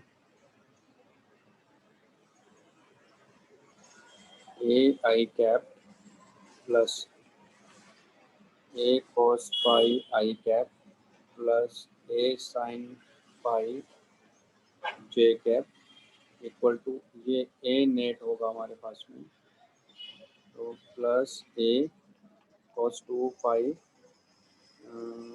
आई कैप प्लस, वैसे तो माइनस जाएगा है, उससे कोई फर्क नहीं पड़ता, A sine two five J cap, और इसका मतलब है ये जाएगा हमारे पास में A cos N minus one five I cap minus A sine N minus one five J cap. 10 ये लिख लिया, ऊपर वाला लिख लिया आप लोगों ने वाला पार्ट। हाँ हेलो, सर। लिख लिया ना?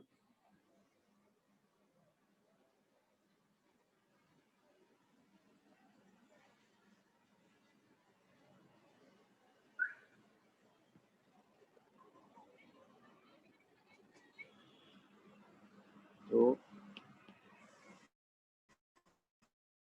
एन इक्वल टू हो जाएगा A plus A cos five, है ना, plus A cos two five plus A cos N minus one five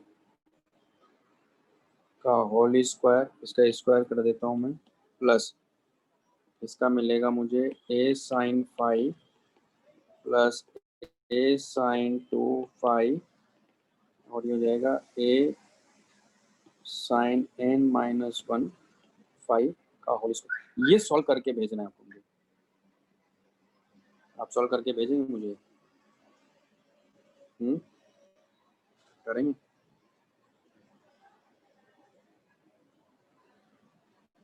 अरे कोई हाँ तो करो, मुझे भेज दो जब भी आप, आज मतलब कभी भी, आज 12-1 बजे तक भेज दो, कोई दिक्कत नहीं। ये इसको सॉल्व करना है आपको, सिंपलीफाई करके मुझे भेजना है। ए स्क्वायर को बाहर निकाल लो, इसका सिंपलीफाई करके भेज दो मुझे, कर लोगे ना?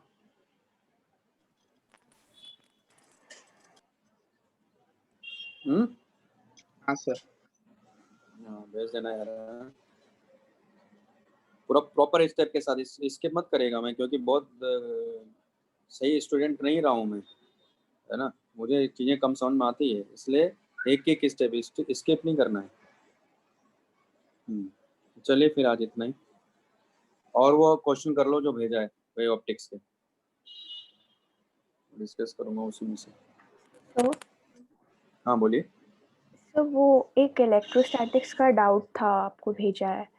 हाँ वो पूरा कंप्लीट भेजो, लेकिन मुझे हाँ सर, भेजा है। भेजा है, किधर है? हाँ। देखो।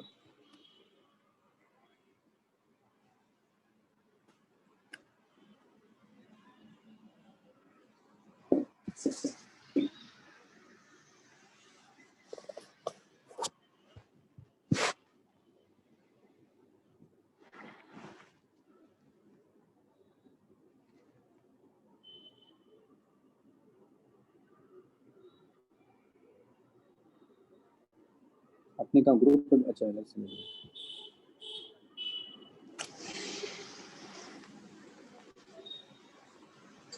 हाँ, क्या क्वेश्चन है देखो. A point charge Q1 is placed inside a neutral conducting shell at a distance r by 2 from the center of shell. ठीक है. और another point charge Q2 is placed at a distance r from the center of the choose the correct option बताना है. ठीक है.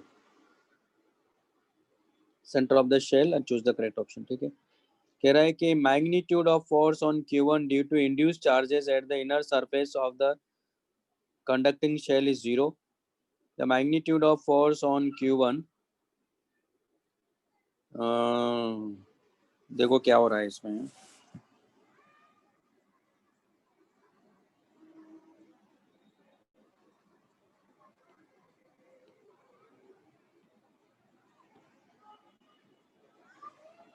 देखो पहली बात तो ये दिया है इसने न्यूट्रल कंडक्टिंग शेल है, यानी मैं इसको थोड़ा ठीक बना लेता हूँ.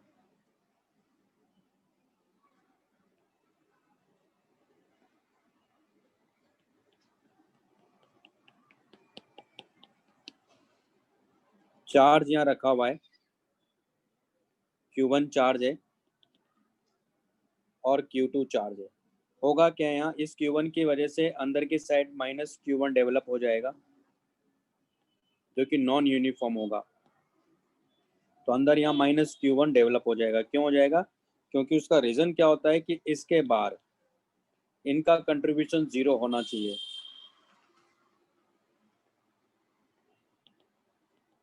है ना. और यहाँ इलेक्ट्रिक फील्ड भी 0 होना चाहिए एक मेटल के अंदर. इसका मतलब यहाँ माइनस Q1 डेवलप हो जाएगा. ओके. अब तो बाहर कितना चला जाएगा, क्योंकि तो न्यूट्रल है तो बाहर प्लस Q चला जाएगा. अब प्लस Q1 चला जाएगा. अब क्या होगा, यहाँ इस पर टेंजेंट ड्रॉ करो, इस पे भी टेंजेंट ड्रॉ करो. तो यहाँ क्या होगा, इधर की तरफ नेगेटिव चार्ज आ जाएगा. कितना होगा नहीं मालूम, मान लेते हैं Q3 होगा माइनस Q3. तो फिर इधर कितना चला जाएगा, इधर चार्ज हो जाएगा अब हमारे पास में Q1 प्लस Q3, क्योंकि टोटल चार्ज शेल के ऊपर 0 होना चाहिए तो अंदर बाहर सब मिला के 0 आना चाहिए. तो ये चार्ज का डिस्ट्रीब्यूशन आ गया. क्लियर. अब अंदर इस Q2 की वजह से फोर्स, इस Q3 की वजह से फोर्स, मतलब माइनस Q3 की वजह से, है ना, माइनस Q3 की वजह से, Q2 की वजह से, Q1 प्लस Q3 की वजह से इस पर जो फोर्स होगा Q1 पे वो हमेशा 0 होगा. सबका मिला के फोर्स क्या होगा, 0 होगा. एक बात तो ये क्लियर होना चाहिए. ठीक है.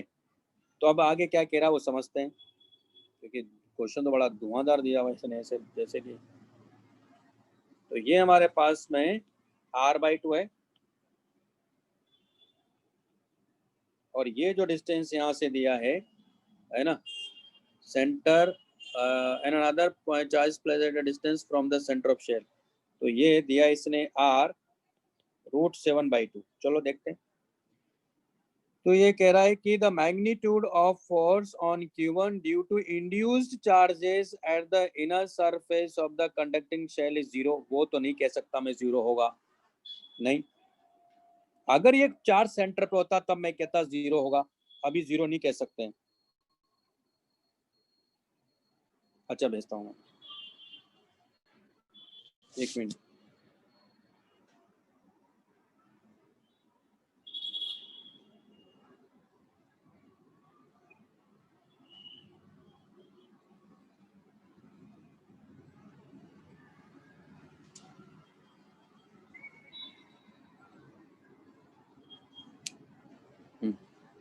तो वो तो मैं नहीं कह सकता क्योंकि सेंटर पे नहीं है. तो पहला ऑप्शन तो वैसे गया. दूसरा, the magnitude of charge on Q1 due to induced charges at the outer surface of the conducting shell is outer. अब ध्यान, हाँ इसका समझ सकते हैं, रुको देखो. the magnitude of force on Q1 due to induced charges at the outer surface. हाँ, अब आउटर सरफेस और Q2 इन सब का मिला के यहाँ देखना है तो बिल्कुल कर सकते हैं. तो क्या हो जाएगा देखो, Q2 की वजह से इस पर फोर्स इधर होगा और जो भी आउटर में चार्जेस हैं कौन कौन से, Q3 Q1, मतलब minus Q3 Q1 plus Q, क्योंकि इन सबका मिला के 0 होना चाहिए. इसका मतलब है कि इंड्यूस चार्जेस की वजह से ये और Q2 की वजह से ये मिला के इस पर नेट फोर्स क्या होना चाहिए, 0। इसका इंड्यूस चार्जेस का इसका क्या जाएगा, फिर डिस्टेंस देख लो यार।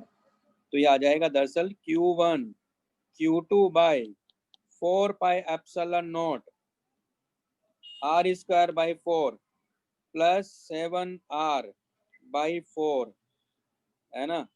ये तो स्क्वायर हो जाएगा और इसका होल स्क्वायर, तो कितना हो गया भाई ये 8 का 2 यानी कितना आ रहा है, तो ये तो आ रहा है क्या, तो वो होल हम्म। स्क्वायर होगा ना क्या डिनोमिनेटर में। हाँ, R square by 4 plus 7R square by 4 कर दिया ना मैंने, उसका फिर से स्क्वायर नहीं होगा ना। किया ना। अच्छा स्क्वायर रूट था ना वो, हाँ, तो ये आ रहा है भाई, यानी बी ऑप्शन नंबर 2 तो दिख गया मुझे। तो Q1 Q2 by 4 pi epsilon not 2R आ गया। ये बात समझ में आई, क्योंकि इस पर नेट फोर्स क्या होना चाहिए, आउटर वालों की वजह से 0 आना चाहिए। आउटर में जितने भी चार्जेस सबकी वजह से 0 होता है, मैंने पहले बोला है, कॉन्सेप्ट यही है। ये जो रेड का डॉटेड लाइन बताया है ना, इसके बाहर जितने भी चार्जेस सबका मिला के अंदर 0 होगा, लेकिन अंदर जो Q1 है उसकी वजह से Q1 पर माइनस Q1 जो है उसकी वजह से 0 होगा, ये नहीं कह सकता हूँ मैं, वो निकाल भी नहीं पाऊंगा मैं क्या होगा, वो तो पॉसिबल नहीं मेरे लिए। तो पहला यानी दूसरा ऑप्शन तो सही आ रहा है। फिर कह रहा magnitude of force on Q2 due to induced charges at the inner surface of the shell is 0. Magnitude of force on Q2 due to induced charges on the inner surface of the shell, नहीं, अब बार क्या होगा, Q1 plus Q1 और minus Q1 का मिला के Q2 पे 0 होगा, क्योंकि उन दोनों का कंट्रीब्यूशन बाहर 0 होता है। वो तो डॉटेड लाइन है ना ये अंदर रेड वाली, उसके बाहर जाते हैं सब 0। इसका मतलब ये ऑप्शन भी गलत हो गया। फिर क्या कह रहा था, magnitude of force on Q2 due to induced charges at the inner surface of the shell is, हाँ इनर शेल। अब वो तो नहीं है, तो आंसर ही नहीं आ रहा है। आंसर क्या आना चाहिए वो उसके ऊपर, नहीं, रुको हाँ। The magnitude of force on Q2 due to induced charges at the inner surface of the shell is, वो तो यही आ जाएगा यार, क्योंकि 0 आना चाहिए ना, तो यानी इंड्यूस चार्ज, तो ये आना चाहिए वापस से आंसर। कहाँ गया ये वाला, क्या दिया इसका आंसर, इसका आंसर तो मेरा तो 2 ही आ रहा है। तो आंसर नहीं है मेरे पास, सिंगल करेक्ट था पर। हाँ, तो इसका तो आंसर 2 ही आ रहा है केवल मेरे पास। तो इसने ऑप्शन और ऑप्शंस करके क्यों लिखा हुआ है ब्रैकेट में से, ठीक है ना, ऐसे करना था। सो मतलब इलेक्ट्रोस्टैटिक शील्डिंग जब देखते हैं तभी सिर्फ एक्सटर्नल चार्जेस की वजह से 0 होता है ना, नेट फोर्स हाँ 0 होना भी नहीं है। हाँ, एक्सटर्नल चार्जेस जितने भी हैं, ये डॉटेड लाइन में बताना, और बता रहा हूँ ना आपको रेड में ये वाले, ये आप ऐसे समझो ना, तो ये वाला येलो वाला, ये इसके बाहर इन दोनों चार्जेस का कंट्रीब्यूशन 0 होता है हमेशा, और बाहर जितने भी चार्जेस है Q2 minus Q3 Q1 plus Q3 का, इन सब का अंदर की साइड 0 कंट्रीब्यूशन होता है। कॉन्सेप्ट ये है, ओके सर, समझा। ठीक है ना।